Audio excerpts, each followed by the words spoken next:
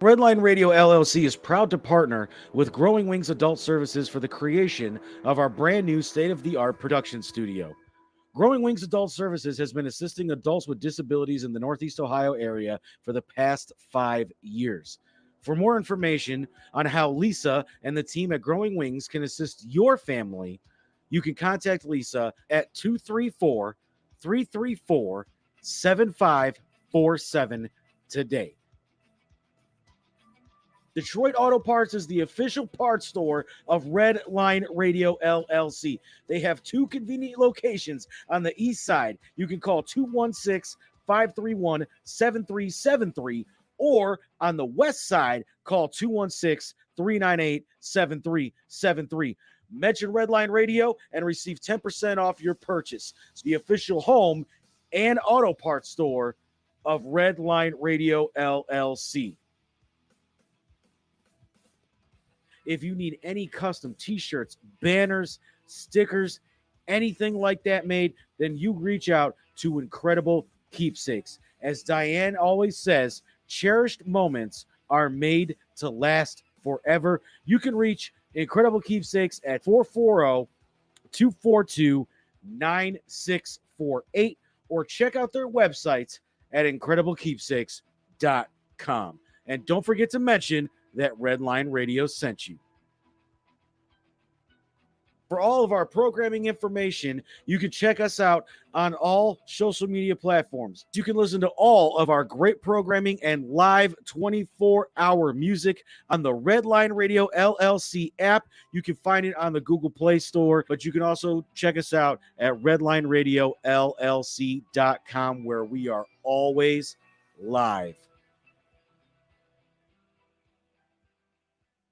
This is really gross, but dirty trash cans can pose a serious health risk to you and your family. The pungent smell can attract rats and flies, not to mention maggots, both of which can contain dangerous diseases transferable to humans. Your dirty trash can is susceptible to harboring dangerous bacteria. Contact Brandon at Fitz Trash Bin Cleaning today at 440-752-1533 or find them on Facebook. Veteran owned and operated and eco-friendly. Again, call Brandon at 440-752-1533. Cleveland, this is for you. Talking about balls.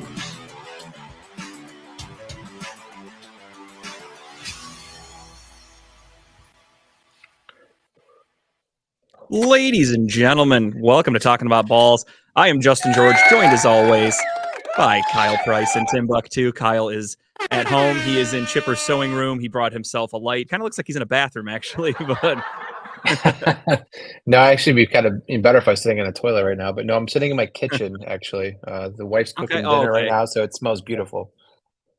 Not bad. Well, if we had smell-o-vision, everybody at home would like to know, what are you eating for dinner tonight? What are we? Spaghetti and some kind of a pull-apart garlic bread we got from Costco, because we're now Costco Black members, so I feel special. Well, I am a Costco white person. That's all I know at Costco. Didn't know they allowed black people into Costco, if I'm being honest. Sometimes. I think they send in the BJs, so it's okay. It's like one day a week. We like BJs. Who doesn't? All right. Well, we are here. Tim, how are you doing, man? I'm excellent, man. I can't complain. Just did 51st jokes on Sunday. Oh man, we got to hear that. We got to hear that joke that you played told me the clip before we started. He fucking killed it, dude. You got to send it to me. Subtle to the point. Yeah, if you can get it uploaded, Tim, if you want to play it at the end of the episode. Yeah, I can upload it. Yeah, do that. Let's do that. That's great. I want to hear that. Yeah. Yeah, it was great. He killed it. Did a great job. He was up there, quick to the point, nailed the joke. Great job, man. Kudos to Timbuktu. Hilarities. The man, the myth, the legend gets to play at one of Cleveland's I'd say their most famous comedy club. Yeah, one of them. I mean, I don't know if there's anything bigger than that one, but yeah, that's impressive. I've actually never been to the Improv, to be honest. I've been next to it a million times, right there by Shooters. I've just never been there. Well, that's across in the old flats, right across the river there. Yeah, it's right by where Con and Carissa live. Oh, okay. Lee, dinner will be when we decide. It's at a later date to be determined. We'll pick. I heard y'all said I was buying. We said, well, the bet was loser. If the Browns won, they buy us dinner, vice versa. Obviously, the Steelers won the game. So talking about balls, O's, the Steel City Running Late's dinner. We're going to set strict. Here's the rules, though, for dinner.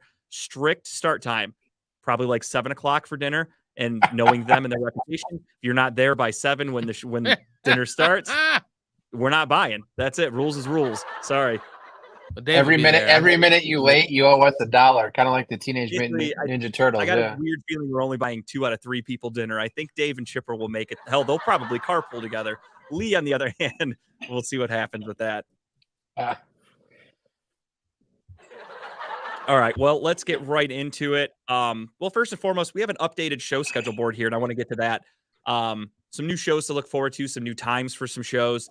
We'll start with Wednesday, just because that's the day Talking About Balls is. So let's do it. Cleveland's Finest premieres, I believe, next Wednesday. I believe so. Next Wednesday, Cleveland's Finest from 4 to 6 at Studio 2. And then obviously Talking About Balls at 7 to 9 with She Vibes clocking in from 8:30 to 9:30. Thursdays, you've got That Guy Dub from 3 to 4. Lex Vegas from 7 to 8. Club Pizzle from 8:30 to 9:30. And Broad Street South and Money's Crazy Soundtrack. Both are on a little bit of a break, but both will be back. Friday nights, you've got The Grapevine. You've got Money's Crazy Mind. Grapevine, speaking of which, Kyle and I will be guests on The Grapevine next Friday night. So check that out on the 20th. Talking About Balls invades. And yes, those were crickets because we are going to bore people probably. I heard Tim play over there. He knows what's going to happen. But yeah, that'll be next Friday, the 20th. We are going to be live with Grape. Can't wait to see him again. And then on Saturdays, you've got comedy. And well, we'll start early. I'm sorry. Dynamite Dave is a new host with, I forgot the other co-host name off the top of my head. But they're doing Unscripted, which is not on this page. But Unscripted starts 10 a.m. till 12 noon on Saturdays. And then 4th and 15, hopefully Mel and Smooth come back soon for their 2 to 4 sports show. Great show. I miss those guys. Haven't seen them in a while. Comedy and Cocktails with Jen, 8:30 to 9:30. Too Much Information from 10 to midnight. Sundays, early morning, right when everyone's getting out of Sunday Mass. You have Steel City Running Lates from 10 to noon will be their new time. This Sunday, they're doing a 1-hour season recap special. And then, I'm sorry, February 1st, some of the shows are starting. I don't know which one. I don't know the dates off the top of my head. Either way, Steel City Running Lates, 10 to noon will be their new time when they come back from their hiatus. Medium Ratchet from 6 to 7, Just Therapy on Monday nights with Sean Boyd, live on location with Gary Wenner at Steel City, RedlineRadioLLC.com. Gary Wenner spins the tunes from 6 to 10, Broad Street South, and of course I'm ending it with my main man, Timbuktu, 6 to 8, Tuesday nights. You can catch him every fucking week. Okay, Cleveland's Finest starts February 1st. Okay, my bad. But either way, new shows coming up, new shit, new times. A lot of stuff happening in Redline Radio. Check it all out. Without further ado, yes, we owe the Running Lates dinner because the Browns couldn't do what the Detroit Lions did. And I even said going into when we were on the show with them on Saturday, I was like, I'm not expecting the Browns to win, so we'll keep the bet to kind of a lighter sentence. And the Browns did just that. They barely showed up. Lost audio with Kyle. Yeah, mute. Sorry. There we go. Now we go. Yeah, sorry. They showed up, but they didn't do shit with it. I mean, it wasn't a complete game. I mean, there was flashes of decent stuff, and it was a typical Browns game where they look good in some parts and they look like shit in the other parts. I just don't understand. How many times is Watson going to get sacked before we realize we have an issue there? You know what I mean? It's not good. So. Yeah, to me, that's something that needs to be addressed in the offseason. They need to, and I'm not saying they need to go out and get new offensive linemen. They just need to re-scheme everything. Clearly, Watson can extend plays. Watson can avoid sacks. Watson can make the play go longer where the offensive linemen aren't used to that, and it shows because that's why we get called for so many holding penalties. That's why Watson got sacked so many times.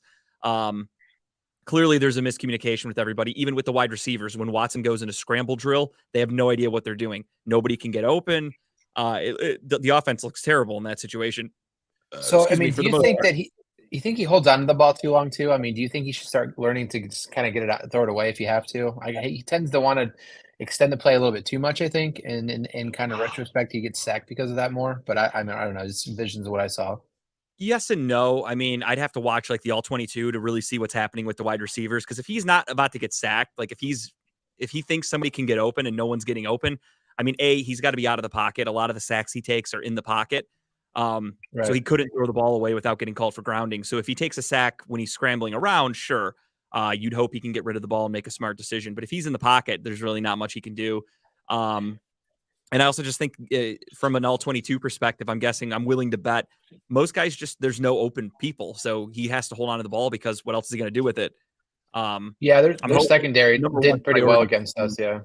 Yeah, they did. I mean, and that's the thing.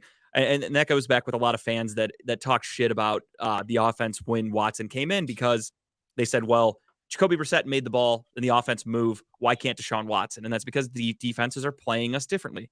Defenses are now aware of the passing game. With Jacoby Brissett, they basically said, if this guy beats us with his arm, kudos. And didn't happen most of the time. In this game, weird game, we had some glimmers of hope. Like Kyle said, we did cut the lead to 14-20 with, I think, it was in the fourth quarter. There was still almost a full quarter left. And then our defense let them convert 3 straight 3-and-outs or third downs. And we let Kenny Pickett pick us apart. And not just because he's a Steeler. You guys know where I stand on this. I think Kenny Pickett sucks. He threw for like 40% on Sunday. How do you lose to a guy who throws for 40%? That's pathetic. That's just shame on the defense. That was the final nail in the coffin. That's why Joe Woods got fired, which we'll talk about later. But really just a piss poor performance from both sides of the ball. Sure. The interceptions from Deshaun Watson, unacceptable. You can't have those. You can't win a game if you lose the turnover battle most of the time.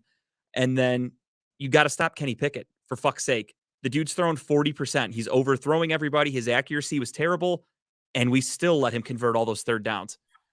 It's that paired with the stupid penalties. Some of those penalties we got called against. I mean, both sides of the ball. Let's be honest. I saw Lee's comment. I agree. It's some ridiculous play reffing in that game.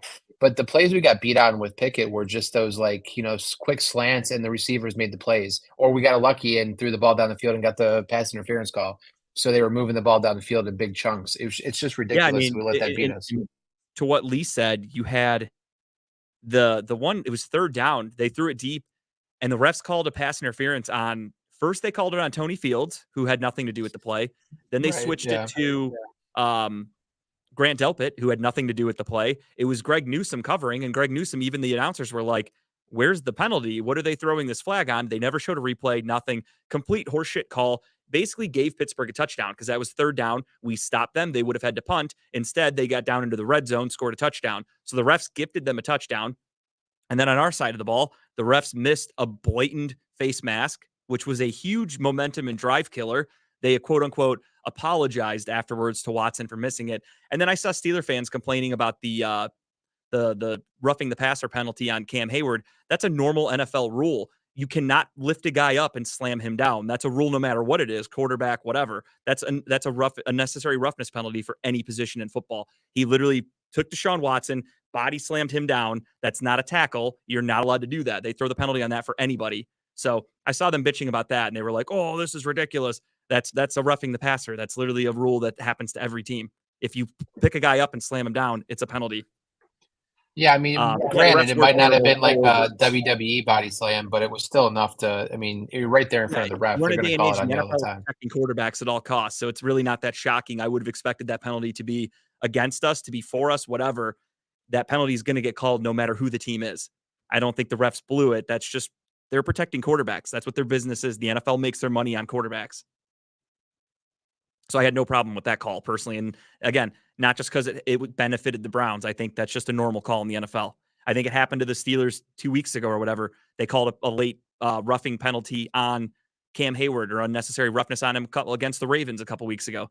So clearly the guy's got some sort of, he likes to play a little too aggressively after the whistle. It's a problem with him, not a problem with the refs.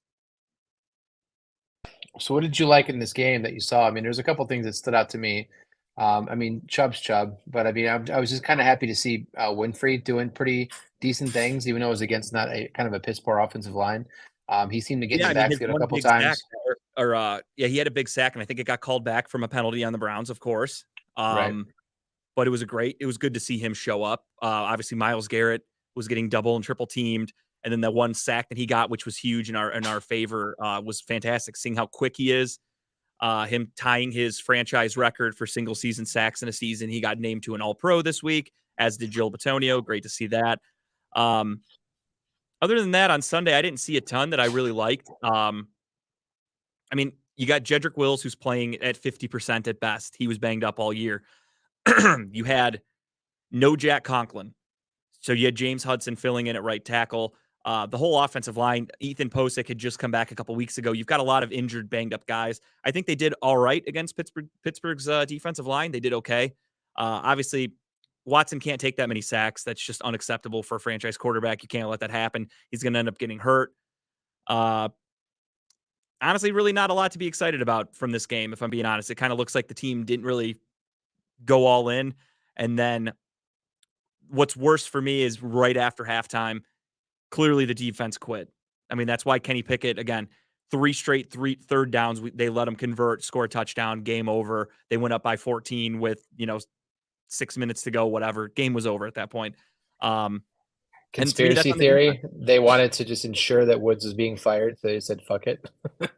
Yes and no. I also think a lot of them were kind of like, they were like, fuck it. The season's over. We have nothing to play for. The refs are against us. They're getting called for all these bullshit penalties. So they're probably like, I just want to go home. I don't even care at this point. That's kind of what I saw. Which is a shame. I mean, you look at a team like Detroit who came out there with nothing to play for, and they played. I was just gonna bring them up. Like Detroit did such a great job knowing they weren't going to do anything. Yeah, but again, I mean, the Browns held their own. They made it a 1-possession game with the whole fourth quarter to go, and then shitty calls from the refs.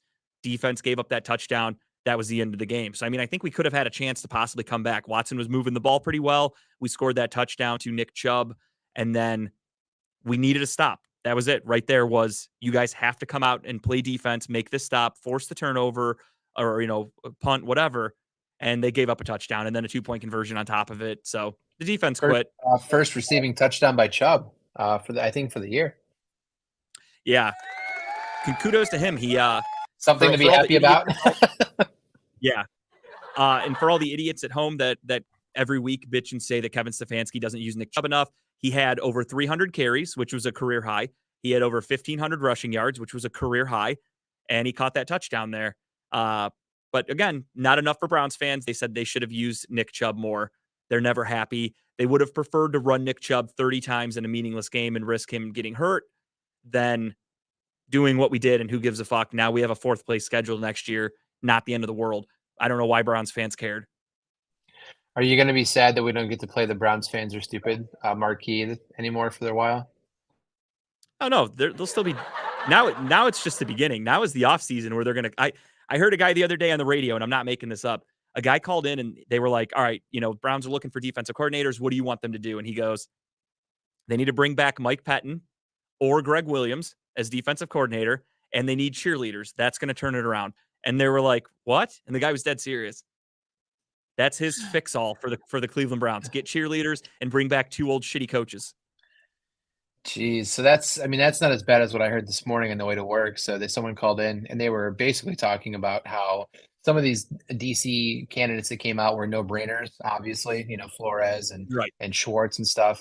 But somebody's like, oh, in Cleveland typical fashion, those guys are just window dressings. They're really going after the guy out of Seattle because that's the analytic guy they really want to get. So they're just going to tell you they're interviewing these other people, but they're really going after him. And then he hung up the phone. I mean, I think there's a reason Jim Schwartz and Brian Flores were the first 2 to get their interviews scheduled. The other 2 guys, Sean Desai and Gerard Mayo, are the other 2 candidates they've requested interviews with. They haven't even scheduled a time for those guys. So there's a good chance I think Jim Schwartz is supposed to interview tomorrow and Brian Flores is, I think, Friday. There's a good chance one of those guys don't leave the facility without a contract. So I doubt we even interview because they have to wait till they interview Brian Flores because of the Rooney Rule. So they have to interview a minority. So they'll interview him Friday, which is why I think he's the guy they're going after. The guy they're going after, because they'll interview Jim Schwartz, get a good feel for him, interview Brian Flores, offer him the job. It's his to take. And then if he says no, they go back to Jim Schwartz. Is kind of my guess on what they're going to do. I'm happy with either one of those, to be honest. I'm curious because they're both blitzing defensive coordinators. And I'm curious to see what a team like this with more blitzes, what we can do. I think we can be very disruptive. I like both because both will work with what they have. They're not you fit into my system kind of guy. It's what are you good at? I am going to really try to make sure you can do those great things, because we didn't have that with Joe Woods.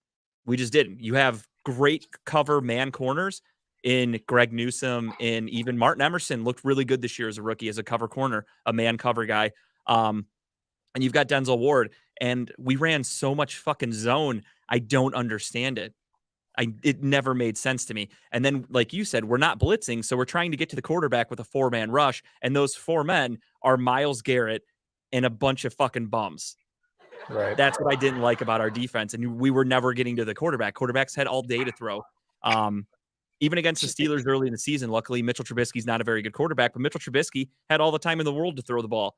Because again, defenses could just scheme, triple team Myles Garrett. We're not worried about anybody else. Throw the ball. And then you're in a zone, so you got guys just finding wide open pockets, and the quarterbacks can just go, okay, whoop, there you go, completion.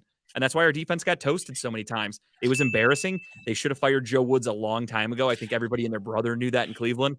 The only problem is the rest of the coaching staff sucked also, and there was nobody worthy of being promoted to be the new defensive coordinator. So they were like, fuck it, stick with Joe Woods for the rest of the year, ride it out, see how it goes, and win exactly what we expected.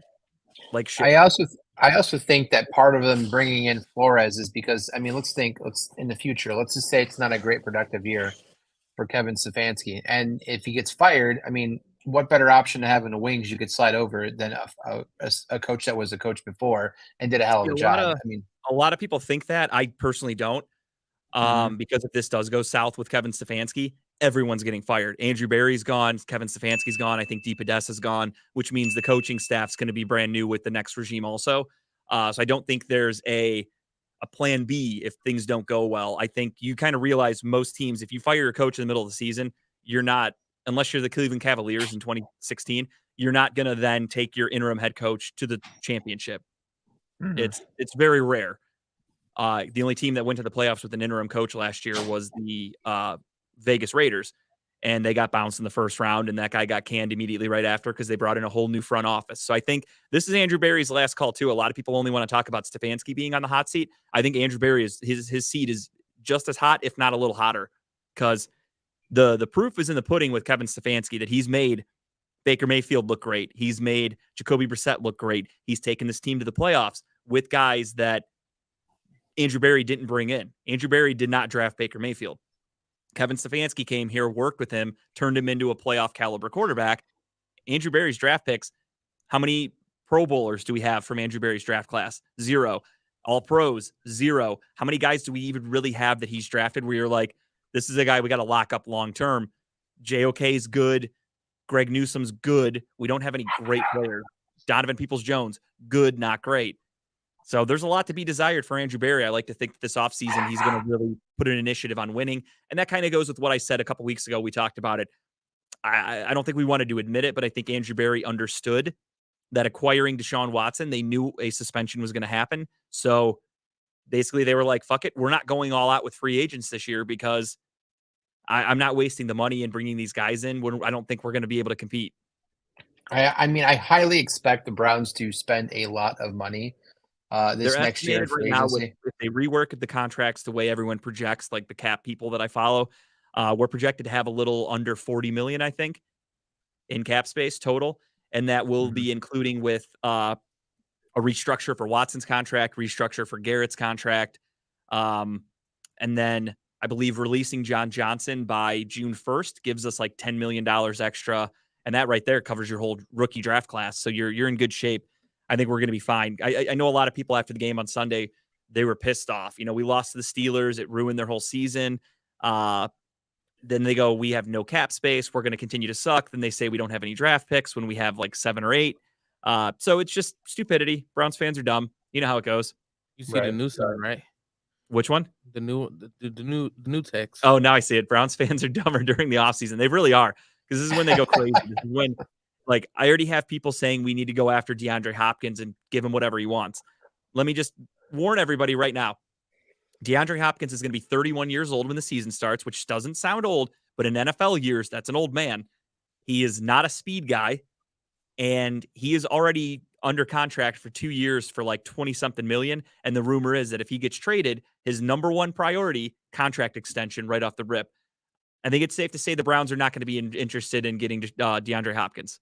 He is not on our radar. Look for a Brandon Cooks. That's a guy we could be interested in. He's fast. He's a little older also, but he's a little younger than DeAndre Hopkins, if I'm not mistaken. And he's going to be coming with his contract, not more. And then another name I've seen people say to look out for is Tyler Lockett. He could be had for a reasonable price from Seattle. He's a great deep threat. He's really smart when it comes to scrambling and extending plays when the quarterback rolls out of the pocket, which Russell Wilson did a lot in Seattle. So he's a guy that I think would be a really good fit here in Cleveland. Again, I'm just spitballing names that I've heard, so take it with a grain of salt. But I want none of those players signed until we go sign fucking defensive tackles. Let's start there. yeah, I mean, that's another priority that needs to be addressed. Honestly, the top thing, defensive line, linebackers, and give me speed on offense. I need some fucking speed. And I would love Lockett over all those guys personally, Robert. It's just, is Seattle going to be willing to give him up? I don't know. Anybody has a price. Exactly. And I know Andrew Berry's not going to overpay for anybody. And that's what I told other people. It's public now that DeAndre Hopkins is more than likely going to be on the outs. So now it's a bidding war. Andrew Berry's not going to give up like a 3rd-round pick for DeAndre Hopkins and a brand new contract when you already have Amari Cooper. I just don't think it's going to happen. I personally don't. And listen, I mean, it's not. I mean, look at the year Cooper had too. I think this is his 3rd best season he's had as a professional football player. Yeah, and first that was quiet too. More than half the year with Jacoby Brissett. I don't know about Seattle though, Robert. They're a playoff team right now. I think they need a better quarterback. I think Geno Smith is limited. He's going to get you as far as he can get you. But overall, I think they're a pretty good team. They do need because the other thing too is they also, don't forget, they have the number 5 overall pick. They have Denver's 1st-round pick. So they're going to probably be getting their quarterback, whether it's CJ Stroud or Will Levis. There's a good chance they could be getting their franchise quarterback. At least they hope so. Man, that trade is looking beautiful with the Broncos right now, isn't it? It's wild. I mean, they turned giving up a franchise quarterback, getting Geno Smith, making the playoffs with Geno Smith while acquiring the number 5 overall pick. That's insane. At least the Browns, for getting Watson, we only lose like the 15th pick. I think it was something like that. 15th overall, 13th, whatever. It's not that bad. But yeah, Browns fans, again, they think that we only have 1 round, and if without a 1st-round pick, we're screwed. Because we make all your all-star players the 1st round, Justin. You should know this by now. Yeah, because we've had so many. Browns fans really should be happy we don't have a 1st-round pick, because we don't really do that well with them anyway. Right. But what do we know? Well, that brings us to season recap really quick. Oh, for everybody also, I forgot to mention, we have postponed the Tabbies to next week. Kyle couldn't be here today. We have a lot to get to today with the season winding up or winding down. So we're doing the Tabbies next week. Tune in 7 to 9. Wear tux, wear your Sunday best. It is award season, ladies and gentlemen. I'm an anti-tux person, but I'll wear something nicer, I guess. I'll have a tux. I won't. I don't have. I can't fit that. Bullshit, you're gonna have a tux. And you look nice enough. You're fine. You got the sweater vest on. That's all you need. You look like you're ready to go to church. That's all I need. Give me your church clothes. There is zero chance your ass owns a tux. What are you talking about? Welcome to church. Yeah, we're playing that song instead of a normal intro. Will they re-sign Taki Taki? Maybe. It really depends on how his healing goes, because he just tore his ACL. So that's a guy who might not even be ready for the start of the season. So I don't know. I think they would be interested in bringing him back, but for the right price. Walker's gone too, right? He's the other injured one that's going to be gone. Maybe, because he got injured on Halloween. He got injured on the Thursday night game against Pittsburgh. So he's actually he could be okay for the season to start. He'll already be almost a full year when training camp rolls around. So he's another guy. There's question marks at linebacker all over. Deion Jones is a free agent. He played really well, in my opinion. I think I would absolutely bring him back. Yes, he busted his ass those last couple games. He played really well. Reggie Ragland looked pretty decent for a guy we picked up off the street. So all 4 linebackers that we had to toy around with. Jordan Phillips, I believe, is a free agent also. Don't know if he's coming back. That guy's never stayed healthy, so he's a guy who I'm okay with them letting him walk. Personally, wish him all the best, but guy can't stay on the field. And for me, I don't want to spend money on guys that can't play. And that's another issue I have with DeAndre Hopkins. That's a guy who hasn't had he's had a lot of issues staying on the field over the last few years. So a little iffy on him, but we'll see how it goes. I trust Andrew Berry. I think they all understand that this is their last year. This is their last chance. They're going for the fences. That's why they're swinging for the fences. They're going for Brian Flores, who's arguably the hottest defensive coordinator candidate available in the NFL, who I wanted last year. When he was available, I was on the show saying the Browns need to hire him right now. He goes to fucking Pittsburgh. I was pissed off because of that. And now we might have our second chance here. So I hope the Browns don't fuck it up. I would be happy with Jim Schwartz. It's kind of funny because you can kind of call him Jim Shorts if you want. That's kind of ironic. But he's also a very good defensive coach, so I'm happy with him. He is currently a defensive assistant, whatever, for the Titans. He's not the defensive coordinator. And yeah, Brian Flores is my number one option. You guys all know that. I love that guy. So bring him in here. He's going to bring a little fire on the defense. He's going to come up with some creative plays, some creative schemes, and I would really, really, really be happy going into the 2023 season with Brian Flores at DC. So we'll see how that goes. But let's do some grades. The season's over. Let's do it. I've got a list of topics just off the top of your head. I just want to do the main pieces, some of the main parts of the Browns, starting with Kevin Stefanski. Kyle, give me your Kevin Stefanski grade and why. Oof, man. If we polled the Browns audience right now, what do you think they'd say? Probably like a D. Well, they're right? idiots. They would probably be a C. mixture of C's and D's. Which, go ironically, is ahead. probably most of their test scores back when they were in school, if I had to guess. There's that public school education, man. So Bunch of dummies. I'm gonna give him a B minus. Just because I think he did an okay job this year. I think he did what he could with what he had, right? I still think there's some questionable stuff he didn't do. Some of the moments, the late games, that this play calling was suspect at best. But I mean, I can see why he made those calls. I just think he kind of got lost in a moment a couple of times. Maybe wasn't focusing on the game at hand, was just going off of what he thought, his play calling was. He's just going down the list of what he needed to do and wasn't making adjustments very well. But yeah, so I give him a B minus. I'm with you. I was going to say B minus also. Reason being, he got the absolute best you're going to get out of Jacoby Brissett. Jacoby Brissett had a career year for 11 games. He had Baker Mayfield a career year in 2020. To me, that just shows you that Kevin Stefanski knows a thing or two about coaching.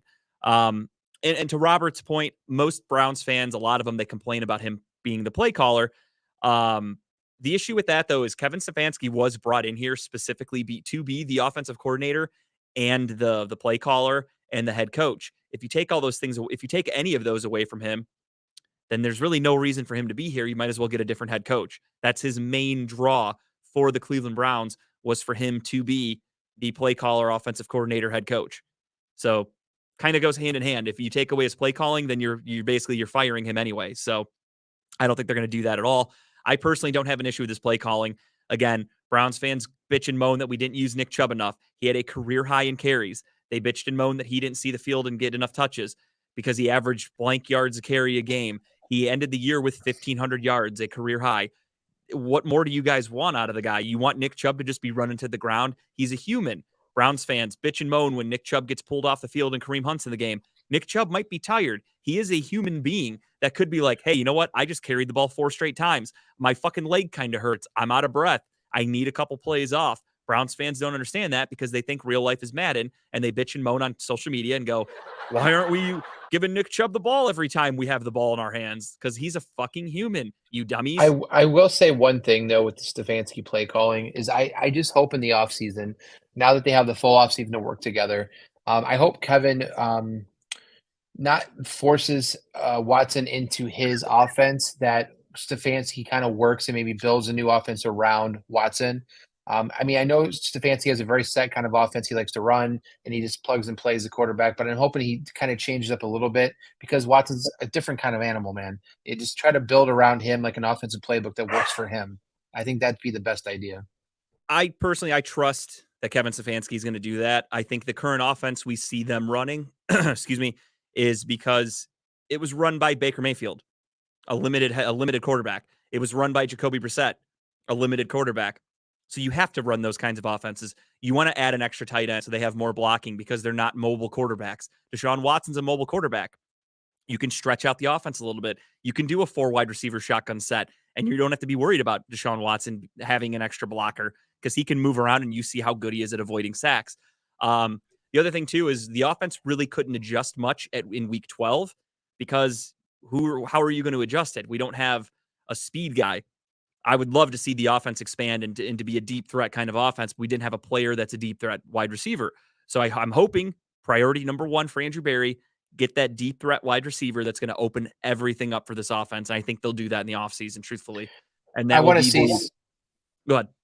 I was gonna say I want to see some of that, some of the pistol formation. I think Watson's done pretty well in the past, especially in Houston on that.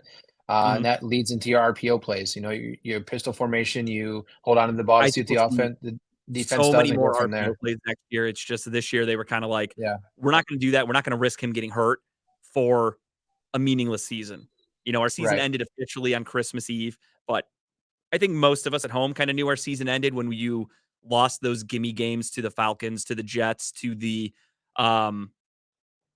Chargers, things like that. When you lose those kinds of games, that's when you're like, okay, the season's we're a long shot for the playoffs. Every week it's like, ooh, we have a 3% chance this year. The Browns know that as an analytically driven team, they understood we weren't making the playoffs this year, so they weren't going to risk injury to their $230 million quarterback. It's just common sense. And yeah, Anthony Schwartz, he was looking decent against the Texans before he got hurt. He had a couple big plays. One of them was a fumble, albeit, but still, he broke for like 20-something yards. He looked like him and Deshaun Watson were going to be a nice little match, and then he gets hurt. So that took away so much speed from our offense. We no longer had a guy to burn anybody. David Bell, not a speed threat.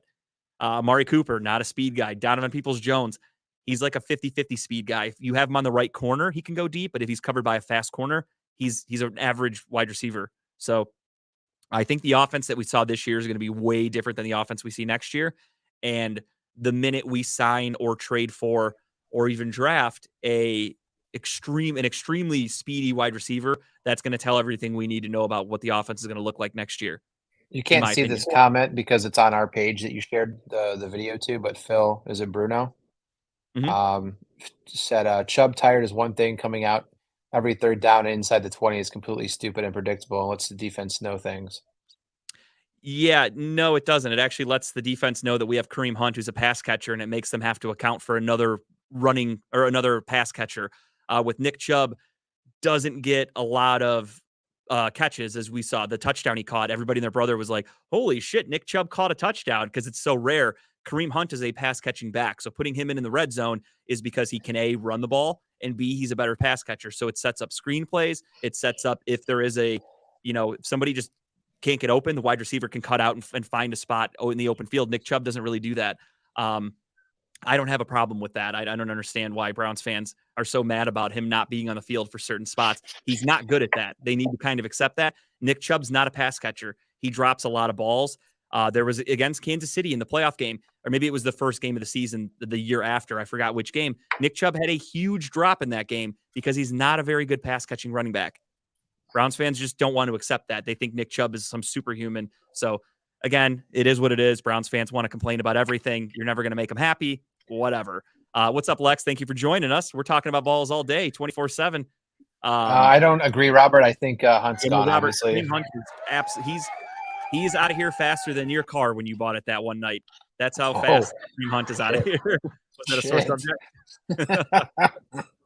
Well, that's funny. No, Jerome Ford was drafted to be Kareem Hunt's replacement. He's a pass catching back, as you guys saw in the kick returns he did this year. He's elusive. He's fast. He is Kareem Hunt, a clone. He'll be the Kareem Hunt role next year. I can't wait to see what Ford has for us. I'm curious to see him actually getting the ball in the backfield, what he does with it. And I honestly think he's not going to get as many carries as Hunt. I think he's going to be more of a backup role. So I think the fans at home that want to see an absurd amount of Nick Chubb may get that next year. Because Jerome Ford's good. I think he can be good. But he's no Kareem Hunt. Kareem Hunt at one point was an MVP candidate. He was one of the best running backs in football. He's probably going to go get signed to be a number one back somewhere next year. Jerome Ford's not at that level yet. So we'll see what happens. Jakeem Grant, he'll be our kick return guy. I don't think he's going to play a lot of wide receiver personally. You never know. Demetric Felton he's a 6th round pick. Just never developed the way they wanted him to. He's too small to be a running back. They were really hoping to make him more of a wide receiver, and it just never panned out. Unfortunately, you could tell that guy. That's why he was inactive for most of the end of the season. I And then wonder next if up, Johnson's going to be added into more. If he's going to get more opportunity next year now too, or because we have him for another year, right? that I don't know. You have to look that up if you get a chance. I think we only signed him to a 1-year deal, but I could be wrong. So I wouldn't doubt if he's gone too, truthfully. Next up, Andrew Barry. Give him a grade for the 2022 season. I'm going to give the man a C right now, C plus. I'll be nice. I guess I think he's a smart guy. I think that he came in and made some moves, some signings that we're all very excited about at the beginning. We're thinking this guy's potential, but the man just hangs on. Like he wants his picks to do something, and I don't know, they're not. I mean, they're still on the team, and they're taking up spots by other people who can possibly be more productive. But I'm not very happy with him this year. I'm going to give him I'll give him a C plus. Yeah, I'm right there with you. I got to be kind of, neutral, kind of Switzerland on it, right there in the middle with a C, because he had picks that have potential. Martin Emerson, I think, is a very good, third corner. He's going to take over for Greedy Williams permanently next year. You had Cade York, who was hit or miss.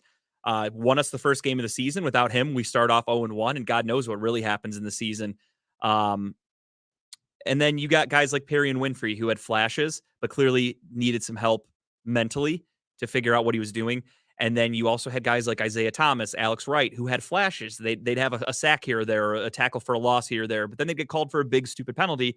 So until we get a great defensive coordinator in here, which hopefully is Brian Flores, it's hard to judge these draft picks. Yeah, I'd say Emerson, truthfully, he was up there. I'd give it more to Denzel Ward because of the turnovers. And also a lot of times I don't blame Denzel Ward or even Greg Newsome for giving up big chunk plays, because it's the defensive schemes we were running. I think if they let him play man, I don't think those plays would have happened the way that they did. So it's hard for me to blame anybody on the defense with Joe Woods being the coordinator, because every week I think I would text Kyle and say, what the fuck is Joe Woods doing? Almost every week there was something I would point out to him of like, look at this scheme. This guy was out of position. Like I would point all that shit out, and I'm happy to hopefully not have to do that next year. So yeah, I'm with you. I give him a C. I think some of these guys do have potential to really show up. I think more playing time for Isaiah Thomas, more playing time for Alex Wright, Perry and Winfrey, et cetera. If these guys were put into better situations with some blitzes to where they might be freed up to get to a quarterback, would be huge. So time will tell. I think the real grade for these guys will be next year. But as I said, I think Andrew Barry is just as much on the hot seat as Kevin Stefanski next year. This team needs to be a Do they playoff fire team the GM before firing a coach, you think? No. They'd fire Kevin Stefanski mid-season if things aren't going well, and then let Andrew Barry go in the offseason. Or if we kind of teeter around the playoffs, we end the year like 8-9 and we miss the playoffs, I think that's when they just shit can everybody. But yeah, I mean, if we go, if we compete for the division and win a wild card spot next year pretty easily, if we're, 10-7, 11-6, something like that, I think everybody's going to be safe. I think that's exactly what we're looking for. If not even better, maybe 12-5 kind of team, but I'm not going to shoot too high. I really need to see what they do in the offseason. And Wills, I think Wills is fine. He's a rookie with the limited cap space we're going to have going forward. He's got 2 more years on his contract. He's not going anywhere. I know people aren't happy with him. With the re-signing of Conklin, that means we're not moving Wills over to right tackle, which means Wills is not going anywhere. So whether you like him or not, Adam, you got to get used to him. I don't think you're not seeing a new left tackle here for a couple of years, so get used to it. Joe Thomas is coming back. Don't worry about it. He'll be fine. I think he's all set to be in the Hall of Fame next year as a no-brainer. Yeah, he has one winning season. That was our playoff year in his 10 years that he's been here, 2020. But again, at least I'll give him credit on this one. He's sticking with this regime no matter what the media says. 10 years ago, wouldn't you guys have all killed for 7 or 8 wins when we were going 2 wins, 3 wins, etc.? We were 0-16 at one point, 1-15 the next year, or the year before, I'm sorry. I think going 7 wins, 8 wins in the situations we're in, I can live with it all. I have no issues with it. I thought the 0-16 parade was amazing, though. What are you talking about? It was fun. I mean, it ended up getting us we got Baker after the 0-16. We got Miles after 1-15. But yeah, I mean, Browns fans really forget how bad it was here just, 5-6 years ago. You go to one playoff trip and now everyone's like, well, we didn't go to the playoffs this year, so everyone should be fired.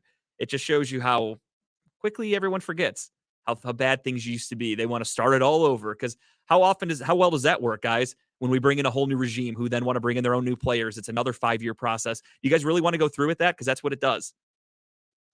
I just have a blur of everything being bad, so I'm just used to it, so it's fine. And that's why, like, I think Browns fans think that if we got a new head coach, that it would just be all fucking rainbows and butterflies and sunshine immediately. They would just come in and make us a winner. They would more than likely come in and want to get rid of some guys that you love. They might come in and say, see you later, Nick Chubb. See you later, Bill Callahan. I want to get rid of these overpaid offensive linemen. Myles Garrett, you're good, but I can get 3 first-round picks for you. I'm going to trade you now because I'm not going to need you in a couple of years. Teams do drastic shit like that. Look at what happened with Khalil Mack and the Bears, traded when he's in his prime. You've got quarterbacks that get traded all the time. Really good players get traded. Jalen Ramsey gets traded from the Jaguars, a great player. Just because new front offices come in, they butt heads with players. They want to get rid of them. So Browns fans really don't understand the whole process. If we got a whole new regime, it could mean a total overhaul and another 5 years in the toilet. So I'm glad they stood pat. Give it another year. Give it a full off season with Deshaun Watson. I think we're going to be okay. Next up, I think this one will be pretty easy. Grade Myles Garrett's season. Is driving or is playing on the field season? Because those are two different grades you have to give. Test. This is not a driving test. I give Myles an A+, maybe just an A. I think the only reason why I take the A+ away might be just his attitude a little bit. I think towards the end of the year, which I maybe rightfully given just a frustration value, but I think he may have done some questionable things, or maybe his communication might not have been the best. But I'll give him an A for the season. Yeah, he would get an A+ if he didn't get in that car accident personally. So yeah, I give him an A-. I think that really hurt the team, and I don't think he really understands that. I mean, maybe he does, but him getting in that accident caused him to miss the game against the Falcons, which was a huge blow. We could have used in that game. And then on top of it, he came back the next week, and you could tell he was never fully healthy. So he cost himself a fully healthy season.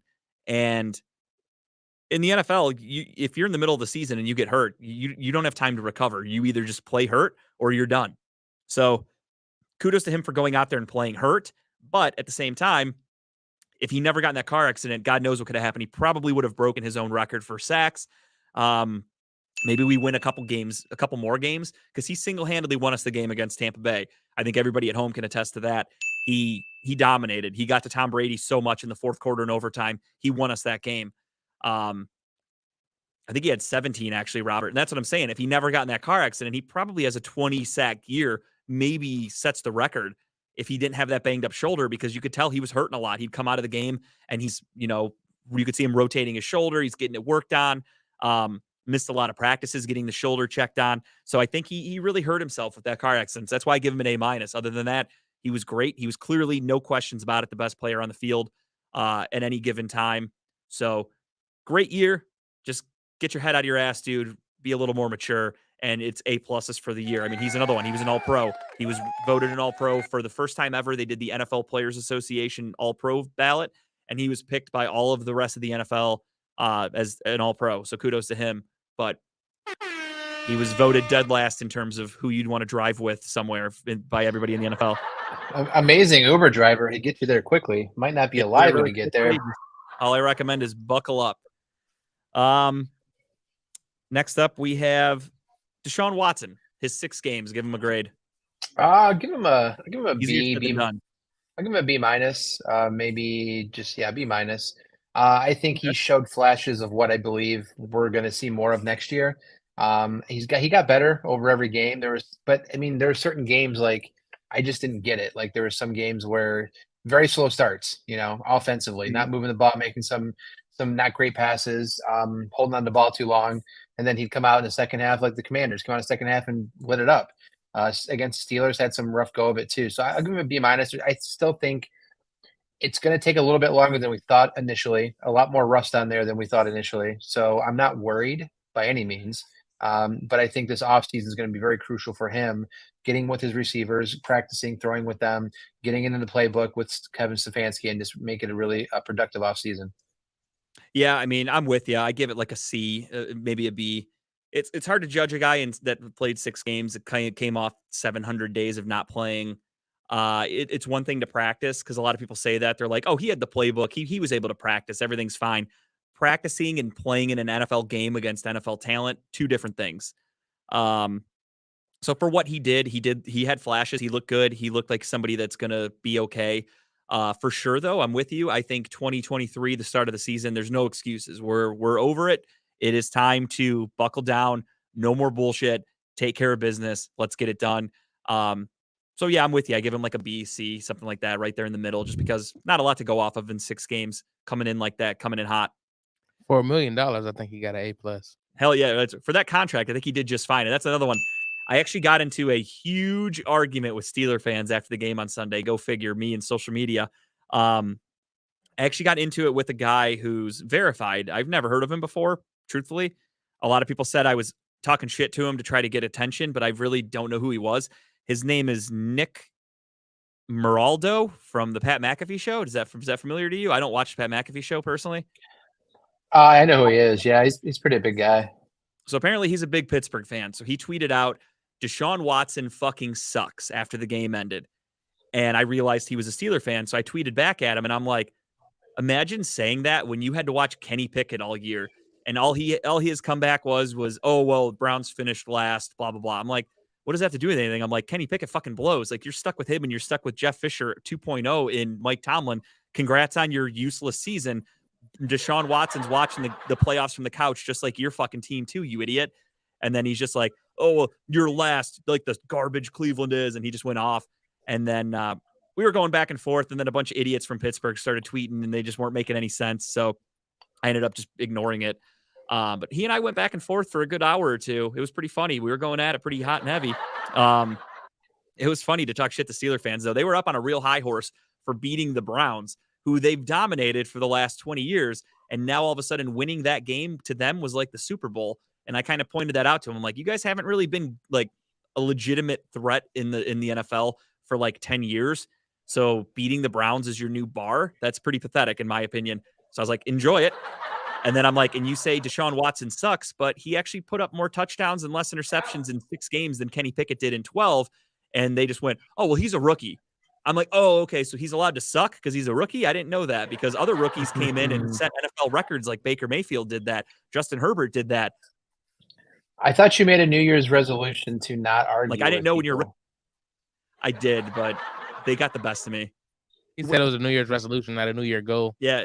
Oh, I see. Okay. I was hoping to. It wasn't a promise. So it's just idiots that are going to say that, like, you're really going to talk shit about Deshaun Watson when you have Kenny Pickett. That was just, to me, that was rich. Anyway, I digress. Next up, Denzel Ward. Give me your grade. Oh, so, man. First half of the year, pardon my dogs in the background. They're having a time. Barking. Yeah, they're excited for the Browns. So I say I first half of the year I give Denzel a C. Okay. Second half of the year I give Denzel a B, maybe B plus. I don't know. It's like the first half of the year he wasn't wrapping people up. He was out of position a lot, which could be a communication issue. He just wasn't, in my opinion, wasn't trying. Second half of the year, I see the last 6-7 games. It's like a different Denzel. He was all over the place. He's getting interceptions, making tackles. Sure. Really hustling out there. So I don't know. I 2 different halves, 2 different grades for him, I think. I'm with you. I mean, as I said earlier, it's hard for me to really grade anybody on the defense because I think they were out of position and playing the wrong scheme most of the season with Joe Woods. So I'm with you. I don't really know what to say for Denzel Ward. He looked good. He led the team in interceptions. Can't take that away from him. Excuse me. But overall, there were a lot of plays that he gave up. And that's the other thing too. He always gets hurt. He left the game on Sunday at halftime. Got hurt, missed most of it. He missed a couple games this season. He's never played a full, which I understand. Some guys can't play a full 17-game season. That's a lot of games. But when it's your highest paid corner, you expect. Just wait till those 18 games come. See how many injuries happen then. Right. I mean, it's safe to say Denzel Ward will never play 18 straight games. But yeah, I think he had a decent year. Could be better. So again, it's hard to really put a real grade on him without a defensive coordinator that I actually respect and trust. So with Brian Flores, I think that could be better. Brian Flores, helped turn Xavier Howard into a stud when he was in Miami. I think he's going to do great things with Denzel Ward, assuming we get him. Next up, David Njoku signs a huge contract in the offseason and then comes out and had a pretty decent year. Had also a little bit of the injury bug, but overall, I'll start with him. I think he had a great year, in a year where tight ends were really down. If you weren't named Travis Kelce, you weren't really a factor. Tight ends weren't that great this year. So for me, I'm giving the Chief, I'll give him a solid B+. I think he had a great year. I love when there's not many tight ends out there. I like loose ends myself. Loose buttholes everywhere. I agree with you. I'm going to give him a B+, maybe. I think this was a year that I think we all talked in the offseason. What kind of Njoku are we going to get? Are we going to get the one that drops all these passes like he used to in the past? Not going to give much effort. But you know what? He went out there and busted his ass, made some good catches. He did have some drops, though. Obviously, it's that crucial touchdown. Was it 2 weeks ago? But I think he's with the right quarterback, and we said it. He was a good go-to for Brissett. He's going to be another go-to for Watson. Watson's already shown that. I think it's going to be good for him going into next year. Favorite targets. So what was your grade? I'm sorry. Sorry, I give him a B+. Perfect. On the same page. Next up, I think this one's pretty easy. Nick Chubb. Can't hate on the chubby, man. I give him an A. Right. I give him an A+.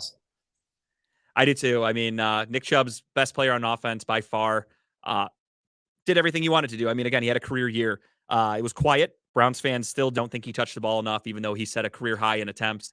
I'm not going to lie. I had to check that stat you had out there, how many attempts he had and whatnot. He went over 300. Crazy. He was third in the NFL behind Josh Jacobs and Saquon That Barkley. is crazy. You would not think that, though. You would not think and that's that. the other thing. Every week after the game, I even see it after the Steeler game, Browns fans go, "Oh, he only touched the ball 16 times. Fire Stefanski. He's a fucking idiot." Then you look at it. He had 300 touches. He was third in the NFL. Like, that's a shitload of touches. What more do you want from the guy? You're going to run him into the ground like teams do with like Derrick Henry, greatest running back in the NFL, arguably. However, it's going to really take a toll on his body that he touches the ball on damn near 75% of their plays. I don't want that for Nick Chubb. I want Nick Chubb to be able to be explosive, to be fresh. I don't want him touching the ball every other play, personally. You want an explosive Chubb. Noted. Got it, sir. Yeah, I want Chubbs exploding everywhere. On finally, loose buttholes. The offensive line as a whole. Give it a grade. See, this offensive line let me down this year. I'll be honest. I know injuries are a big part of it, but I just, even when they were all together, they just weren't as productive as they were last year or the year prior. I think I think that has to do a lot of in and out, swapping people in and out because they're injured. Obviously, not being a cohesive unit all the time kind of does play into that, I'm sure. But just the fact that it was a little down this year than it was in the past couple of years, and I think that's something that needs to be addressed. A coaching moment going into the offseason, going into next year, just to get back to where they were before. You got the players, just do better. Yeah, I think losing J.C. Treader was huge. And then losing Nick Harris on the very first snap of the preseason was also huge. So you were in there with your, basically third and fourth string centers for most of the year. Fun fact for you, though, the offensive line in pass protection win rate, they were actually higher this year than last year. So they actually had a better year protecting against the pass. But I'm with you. I think that's something that Bill Callahan's going to work with, especially with the offseason, is getting them all acclimated to blocking for Deshaun Watson, because it's a lot different than blocking for Jacoby Brissett. Jacoby Brissett he could run occasionally when he needed to, but for the most part, he was kind of a statue. Deshaun Watson, as you guys have seen in these last 6 games, he is all over the place. He's very elusive. And the offensive line didn't know how to block for that. As you could tell, how many holding calls we had the most holding penalties in the NFL or something like that. Our offensive line was penalized like the most. Not good. Not a good stat to have. But that's because they're adjusting to different quarterbacks who play the game a completely different way. The offensive line in Baltimore, they know how to block for scrambling quarterbacks because they have Lamar Jackson. If you threw Jacoby Brissett in there, they would probably look a lot different. They'd give up a lot of sacks. Jacoby Brissett would get killed because you get used to blocking for a certain type of quarterback. So we'll see how they go moving forward. I have faith that Stefanski and Bill Callahan, assuming he's still here, they all get on the same page and get this offensive line to understand how to block for Deshaun Watson. Agree. And then, as we mentioned, Joe Woods was shit canned. He is gone. The man we all knew that would be fired from basically like week 3. I think we all started talking about it, and it took him till after week 18 to finally get rid of him, but better late than never. It shows that they are serious about winning. They're serious about the defense going forward, and the future's bright. We talked about all the candidates. They are interviewing Jim Schwartz tomorrow, Brian Flores, or as Tony Grossi calls him, Brian Flores. I don't know why he can't say Flores. It really fucking irritates me. Because Tony Grossi's a fucking idiot. Right. They're interviewing Gerard Mayo, the New England Patriots linebackers coach, and the ex-New England Patriot linebacker himself. You know how old? You know you're old is when these fucking players we used to watch a lot back in the day. I mean, I now are these remember damn Gerard coaches. Mayo. Like, I didn't realize he was even retired in coaching. I thought he was just a free agent. Like, he could sign with Yeah, somebody. same. So Same. Gerard Mayo was a Jesus. really good linebacker, really smart. He led the Patriots defense once, Teddy Bruschi, Willie McGinnis, once those guys retired. Gerard Mayo was the face of that defense. And then Sean Desai from Seattle. He is their secondaries coach, if I'm not mistaken, or a secondaries assistant coach, something like that. He's a guy who I really don't think is that high on their list of somebody to actually hire. I hope this is just kind of they're doing something nice. My top 3 choices for defensive coordinator goes in this order. Give me Brian Flores, give me Jim Schwartz, and then give me, forgot his name, it's really hard to fucking pronounce, the guy from Denver who technically is still employed by them as a defensive coordinator. It's like Viro Elajo or something like that. I don't know how to pronounce it. If I He's Googled gonna it, he's gonna be a head coach, I think, next year. there's a good chance, but those are my top 3 personal. I don't think the guy from Denver is going to even get an interview with Cleveland, but if they have the opportunity, I would hope that they would try if they can't land Flores or Schwartz. So that's my top 3, Adam. We'll see what they do. I think I'm happy with either one. Obviously, Brian Flores is my number 1, no questions asked. Get me him. If he says no, there's really not much you can do as the team. I mean, give him your offer. Hope he accepts it. If he says no, you got to move on and hope for the best. I wonder my what kind of concessions they ask for when they come to Cleveland. Like, what are they going to want? I mean, what's your vision? I would love to hear those kind of interview questions. Like, what's your vision for this defense? What do you want to do? What do you want to see happen next year? And just my top 3 quickly too. I agree is Flores is number 1, Schwartz is number 2, and I don't give a shit past that point because I think you need to get one of those 2 in order to be productive going into next year. And my understanding for most coordinators, when you come in and get interviewed by a team, you sit down with the head coach, you sit down with coordinators, you sit down with general manager, sometimes even the owner, and you explain what you have, like you said, your vision. What's your schemes? How are you going to get this guy to be his best? How are you going to get this guy to be his best? If anybody's going to come in and explain that better than anybody, that to me is going to be Schwartz and Flores.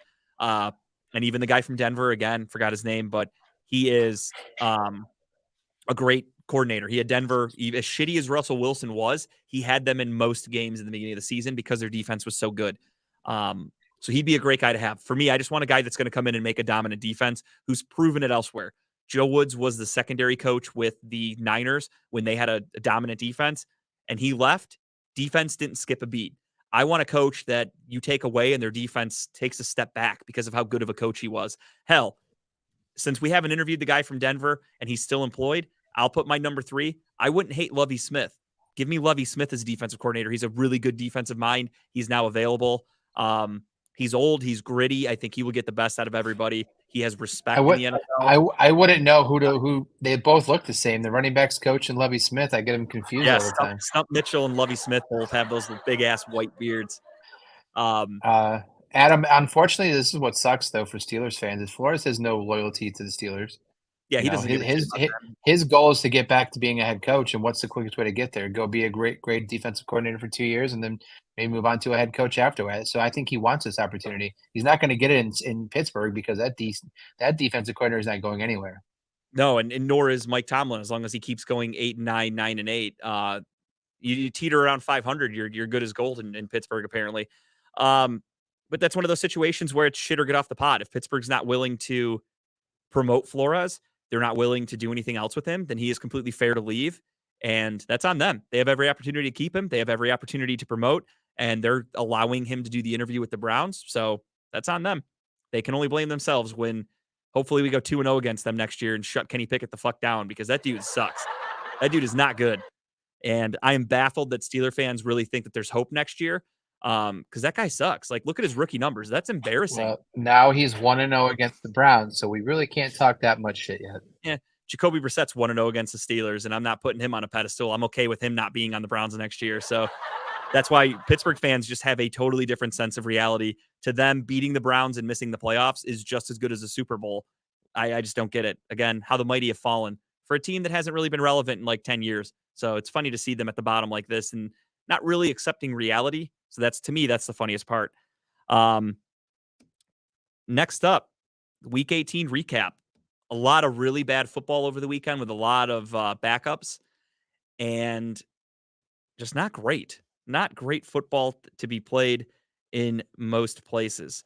You started off on Saturday with the Kansas City Chiefs against the Vegas Raiders. Chiefs win. Chiefs get the number one seed by default, even though they're still going to end up getting the fucking the bullshit random neutral site for the AFC Championship game, which I don't agree with. You guys Are they still doing that?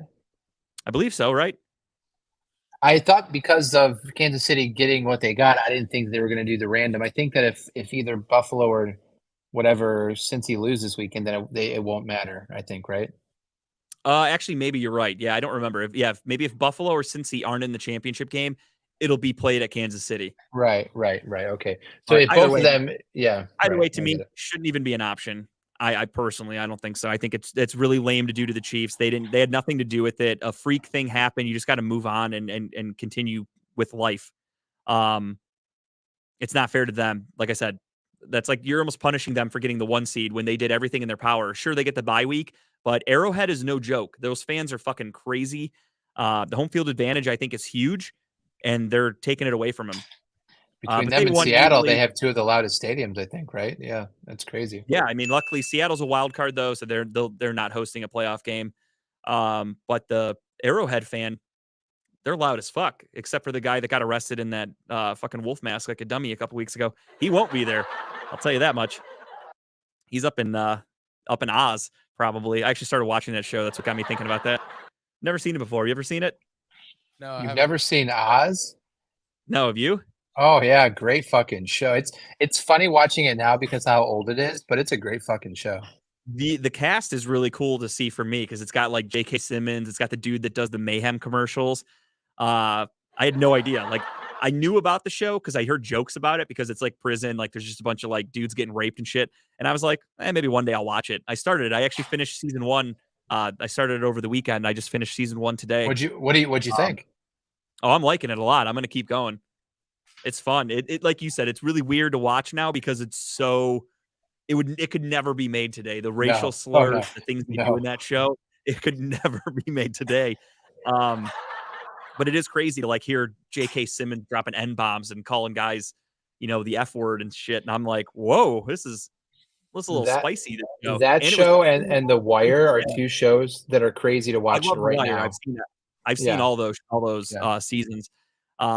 And then it's cool to see also in Oz, which I didn't know, it's got Carmela. She plays one of the guards in season 1.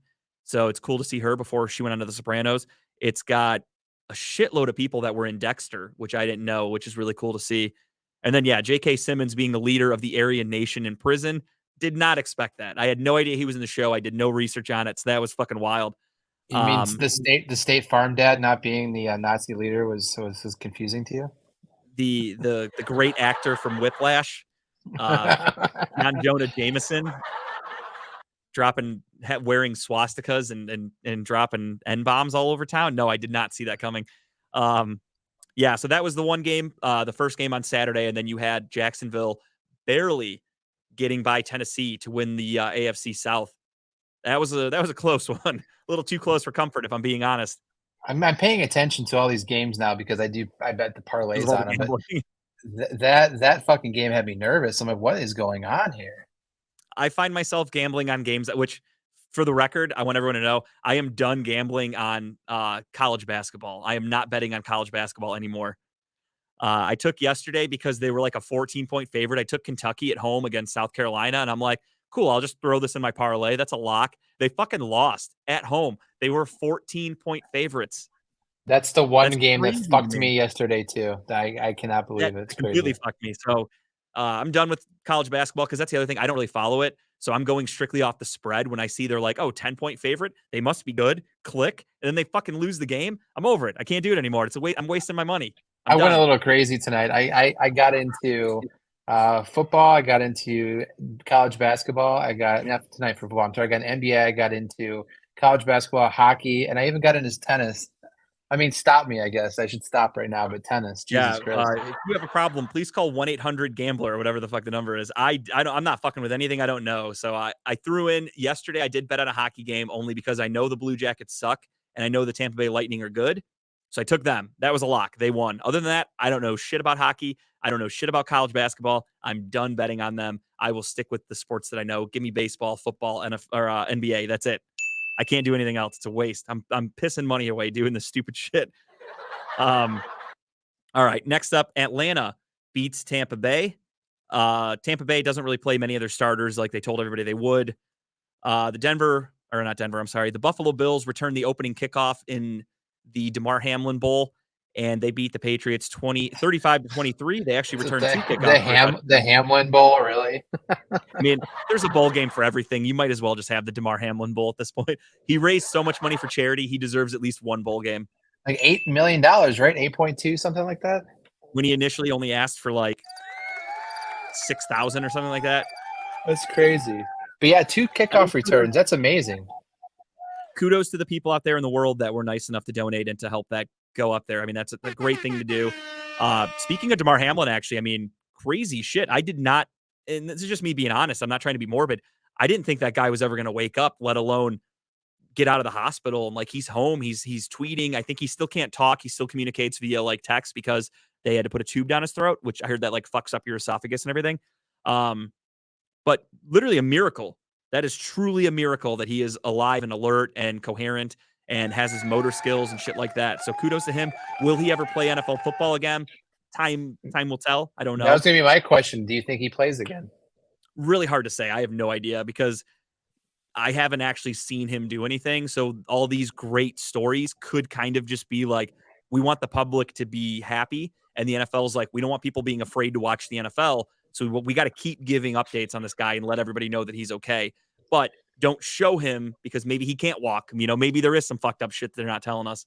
Doubt he plays. I don't think he plays again. I don't think so they got either. Too many concussion rules now. And that's the other thing is like teams are going to be too afraid to let him play. Yeah. They're going to be like, dude, we can't have that happen to you again. There's just no way. Yeah. I think because of the safety, the level of safety they are at nowadays, they couldn't let him play. Had it been like maybe 15 years ago. Oh shit, he'd be starting this weekend. Yeah, he'd be back 15 playing. years ago. He'd be like Ronnie Lott. He'd cut off a finger to get on the field. He doesn't give a shit. Right. But in today's game with all the safety rules, I don't think he get cleared. I'm with you. I don't see it. So yeah, big win for Buffalo that ends up getting them locked them up for the 2 seed, I believe. And then speaking of that's a different game. Sorry. Minnesota dominates the Justin Fields-less Bears 29-13. I think they're the 2 seed they're the 3 seed in the NFC. San Francisco is 2. Yeah, they're the 3 seed. Baltimore loses again without Lamar Jackson, 27-16 against the Bengals. Those two teams square off again this Sunday. So hopefully Baltimore didn't go very far because they're playing. Is this a personal thing for this man now? Like, I feel like he could go if he wanted to go. Like, I really do. I think it's just now personal. A lot of people are like, when he initially got hurt like a month and a half ago, they said, this is like a 2-week injury. It's now going on over a month and the guy hasn't even practiced. Yeah. Like, I mean, is he at this point, he's like, you know, fuck it.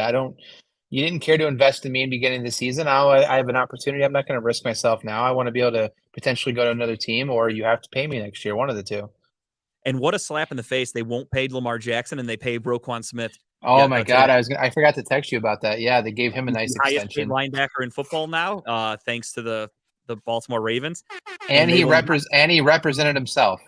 Yep. And they will not pay the guy that won an MVP, who changed the game, honestly, the way scrambling quarterbacks play, and they refuse to pay him. So I think it is kind of a slight by Lamar Jackson. He's kind of sticking it to the Ravens and doesn't want to play. Lovie Smith with a huge fuck you to the Texans on his way out. I think he knew he was getting fired, and he purposely went for 2 to win the game over the Colts, and that cost them the number 1 overall pick. He stuck it to that franchise. That was hilarious. I jokingly texted everybody and I said, they should fire Lovie Smith for winning that game. And then like an hour later, my phone goes off. Lovie Smith fired from Houston. And I think it was because he won that game. They were like, you motherfucker, we had Bryce Young in our hands. And now their search for quarterback might have to continue because I think the Bears are going to trade out. Yeah, that's what we're gonna say. So the Bears aren't taking a quarterback, but they're definitely gonna trade out of it. Yeah. Either way, the Bears are coming out great because they can either let a team give them a bunch of picks for Justin Fields, or they can sit right there and take another team's offer to have the number 1 overall pick. So they've got a kind of a double-edged sword. They can do whatever they want. And they get a lot of cap space too next year. So they could be very interesting in the offseason. Yeah, they need the talent because they kind of suck. Any other pick that'd be worth it that would, allow them to keep the first pick, they get exactly what they want, and then, he still drops the 2? No, I don't think anybody's dropping. I mean, there are some guys that I think should go over Bryce Young. I'm not fully sold on him being the best player in the draft, but I think just if a team is that desperate for a quarterback, someone's going to jump up and take that number 1 pick and take a quarterback because in the top 5, you've got the Colts, the Seahawks, and the Texans, who all really need quarterbacks. So I think teams are going to be afraid of those guys taking one, so they don't want to risk it. So they'll want to jump ahead. So I think a quarterback's going number 1 regardless. Adam, I think the Colts are going after a free agent quarterback. Yeah, that's kind of the Colts' way. They go after a veteran, and there's going to be plenty of veterans available this year. You're going to have Jimmy Garoppolo probably available. You're going to have Derek Carr available. Not that they would really want him, I don't think, but Baker Mayfield would be available for them. Matt Stafford could potentially become available because it sounds like Sean McVay might be leaving, taking a step out of football. So if he leaves, Matt Stafford then could potentially be like, all right, well, I want out of Los Angeles now. We got rid of our head coach. They have no cap space. They have no draft picks. You never know. Crazy shit happens in the NFL. Yeah, he basically gave permission for his coaches just to go seek asylum somewhere else. Go do whatever you want. I'm letting all these guys go interview wherever they want to expand their career. Totally fine by me. Then we have the Dolphins beating the Jets to keep the Steelers out of the playoffs. That was really cool for me. Ugly fucking game. 6-6 for most of the game. Just horrible football. Skylar Thompson sucks. Joe Flacco and the Jets suck. Nobody wanted to win that game. The Dolphins, by default, win. Gets them a playoff spot, which they're going to be, spoiler alert, I'm not picking them when we get to the playoff picks. Do you see the best part about that game? How the media person in Pittsburgh put the game up on the big screen in Pittsburgh to show everyone that. So I guess they were talking about today on the radio. I guess during the end of that game when they went up 6-9 or 9-6, somebody put the game up on a big screen in Pittsburgh Stadium. And like the entire sideline of the Steelers, just like the demeanor just dropped. And you hear, I think there's like a video of whatchamacallit, Tomlin mouthing like what the fuck on the sideline, because that's the kind of stuff you don't do during the game. You don't want distractions. But I thought that was fucking hilarious.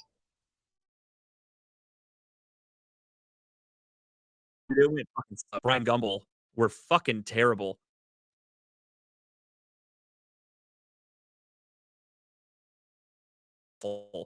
And at one point, Gumbel is like, are any of the guys on the Steelers, scoreboard watching? And Adam Archuleta is like, no. Did I cut out? Am I back? I'm back now? Okay. We all cut out. I think you're good. You're on now, though. But Adam Archuleta was like getting kind of aggressive towards Gumbel, and he's like, no. These guys are focused. They're laser focused. And then as soon as they put the score up on the screen, they all look up and look at it and see it. And like you said, the whole stadium goes silent. The demeanor on the team went down. Tomlin saying, what the fuck? I loved it. Especially for how much shit they were all posting. Like, oh, Deshaun sucks. Steelers are so good, blah, blah, blah. And then to see them all just go fucking quiet at the same time. Loved it. Loved seeing it. Dolphins sneak in the playoffs. They're going to be a quick exit. Tua. Yeah, Tua's already been ruled out. Could be Teddy Bridgewater. Could be Skylar Thompson. Either way, they're not winning the game. Fans started leaving. They were like, fuck it, what's the point? Who cares? Panthers win 10-7. Eagles hold on to beat the backups on the Giants 22-16. Kind of scary for the Eagles to show that they can barely beat backups. Which, fuck them. I don't want the Eagles to win anyway. I hate them. So I don't know why. I just don't like the Coach Eagles. of the Year Dayball over there doing his Dayball things. Nice. Doing his thing, yeah, in Buffalo and New York. They're close, luckily. Dallas looks like complete shit. They lose to Sam Howell in his first career start. No idea what happened to the Cowboys, but they looked like ass. They cost me my parlay on Sunday. Multiple parlays, I should say. Dak looks like shit. The Cowboys are playing terribly at the worst possible time. They're going up against Tampa Bay on Monday night for the playoffs. And fun fact, Tom Brady never lost to the Cowboys in his career. 6-0. Yep, 6-0 against the Cowboys, facing them Monday night against the playoffs. Cowboys they choked away the game against the Jacksonville Jaguars 3 weeks ago. They barely beat Gardner Minshew 2 weeks ago, and then they just lost to Sam Howell on Sunday.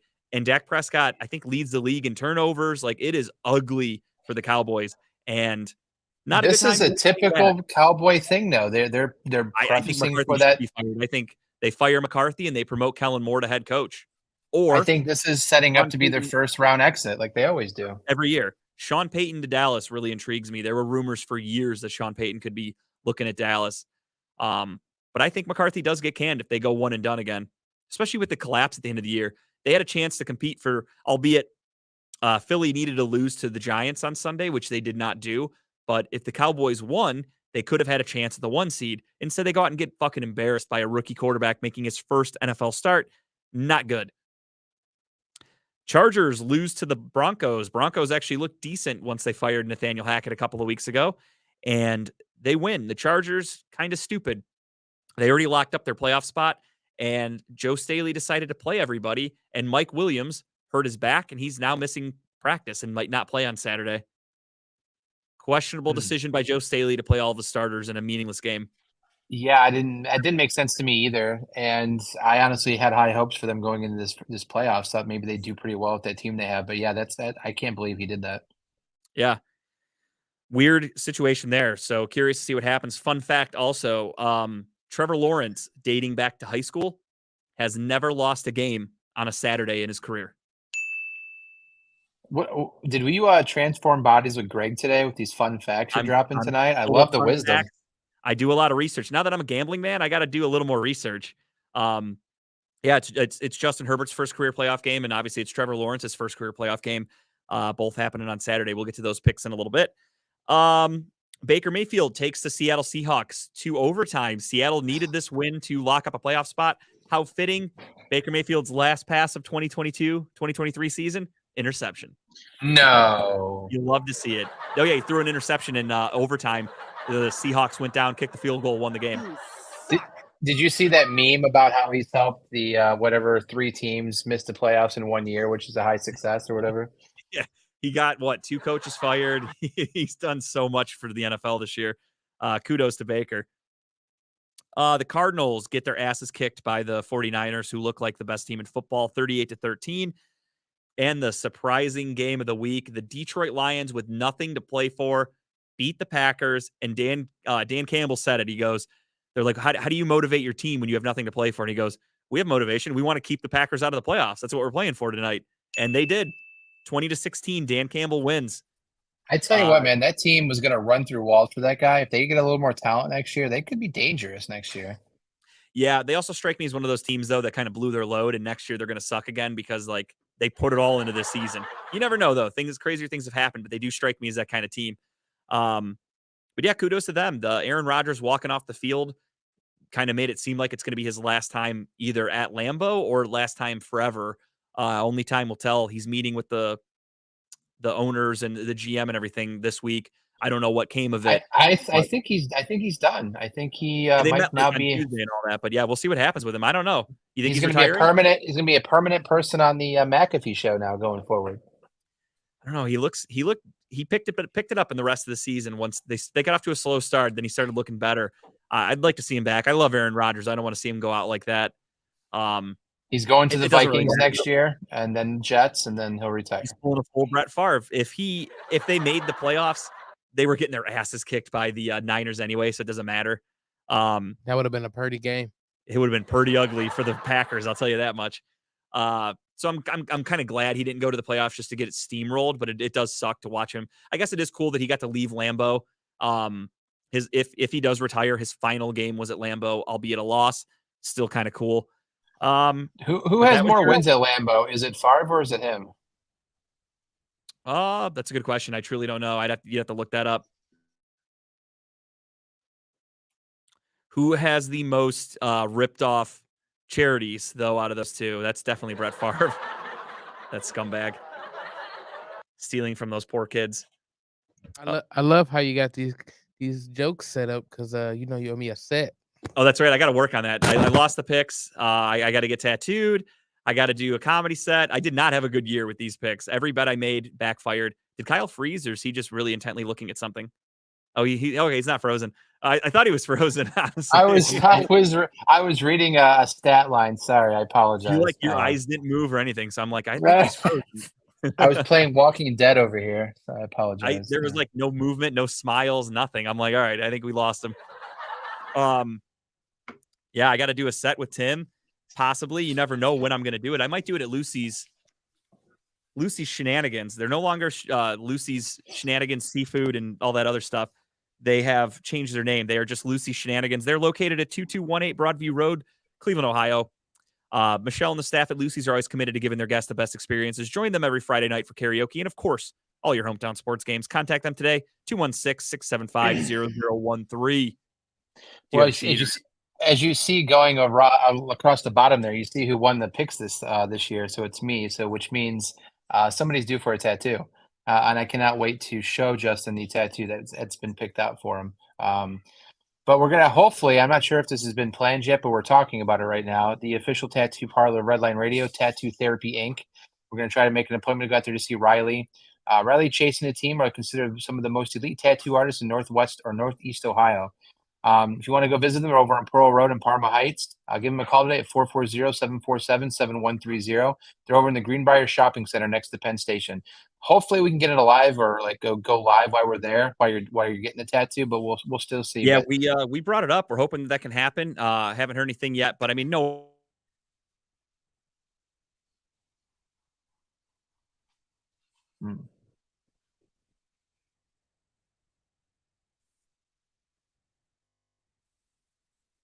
When we get a chance, but definitely. So what you're going to want to do is you're going to want to call Fitz's Trash Bin Cleaning LLC, the official hotline sponsor of Redline Radio and Studio 2. They pressure wash, they clean, they do it all. They're going to make your funky trash can nice and clean and spunky again. Fitz's Trash Bin has been cleaning around North Ridgeville and surrounding areas for years. They're locally owned, eco-friendly, and they're located right here in Northwest Ohio, North Ridgeville. Check them out. Fitz Trash Bin Cleaning LLC, 440-752-1533 or ftbcusa.com. Tell them Redline Radio sent you and get 10% off your first order or use, whatever. What do you call it? Service. First clean service. I love Fitz Trash Bin. But another company that's worth checking out that does really good work is Smith Drain Service LLC. Smith Drain Service LLC is one of your local drain cleaning experts. They specialize in main sewer lines, bathtubs, laundry lines, septic lines, kitchen sink lines, floor drains, downspouts, and so much more. They're family owned and operated. Give them a call today at 440-242-8704. Now that there's a new show starting here at Studio 2 on February 1st, I think it's only fair that Wiggins Construction comes in and puts up the official Talking About Balls wall of awards, just so everybody that steps into this wonderful studio knows we're the face that made this place. Drop the banner. Wiggins can be called or found at 440-731-7654. Give them a call. Tell them Redline Radio sent you. They do bathrooms, kitchen, windows, door sidings, much, much more, residential or commercial. Give them a call. Tell them Talking About Balls and Redline Radio sent you. I mentioned drop the banner like we won a championship for NBA, but if we did get a banner made, the company you could probably make it is Incredible Keepsakes. They do T-shirts, cups, binders, keychains, probably do banners, probably make T-shirts for us at Say Champions. Let's not give up any banner money. I think Dave would get mad because he's got a banner service in here. We're telling I meant like a cloth banner, one that you drop from the ceiling like they have. But if you want anything done, whether it's a coffee mug, a keychain, anything, give Diane a call today. Like Diane used to say, Diane likes to say, cherished moments are made to last forever. Give her a call today at 440-242-9648 or go to their website at www.incrediblekeepsakes.com. Now I am wearing my official swag from the Dynatech remote. I got my Dynatech hoodie on. I love this thing. It's warm. It's comfortable. Great guys, loved being there. Can't wait to go back. When I go back, I'm going to learn a little bit more about what they do, because I'm not going to lie. When they told me about it, I didn't really understand it. I got there a little too late. I didn't have time to really sit down and dive into it, but I do know that the little reflective things you see on the highway in between the lanes, they're a huge contributor to that. That's an awesome thing that happens. You also get saw blades, Diamond saw blades. They're the number one saw blade company in the world, or in the country. As testified by many customers, their Diamond saw blades are the fastest cutting, longest lasting. Satisfaction is how they measure success at Dynatech. They're the only saw blade company recommended by the pavement marking manufacturing industry. Located in Elyria, Ohio, Dynatech is committed to being top diamond saw blade company around the world. So I was right. It was the world, not just the country. My bad. They have saw blades, abrasive blades, pavement marking blades, core drill rigs, core drill bits, high-speed gas saws, masonry saws, walk-behind saws, tile saws, and other construction equipment.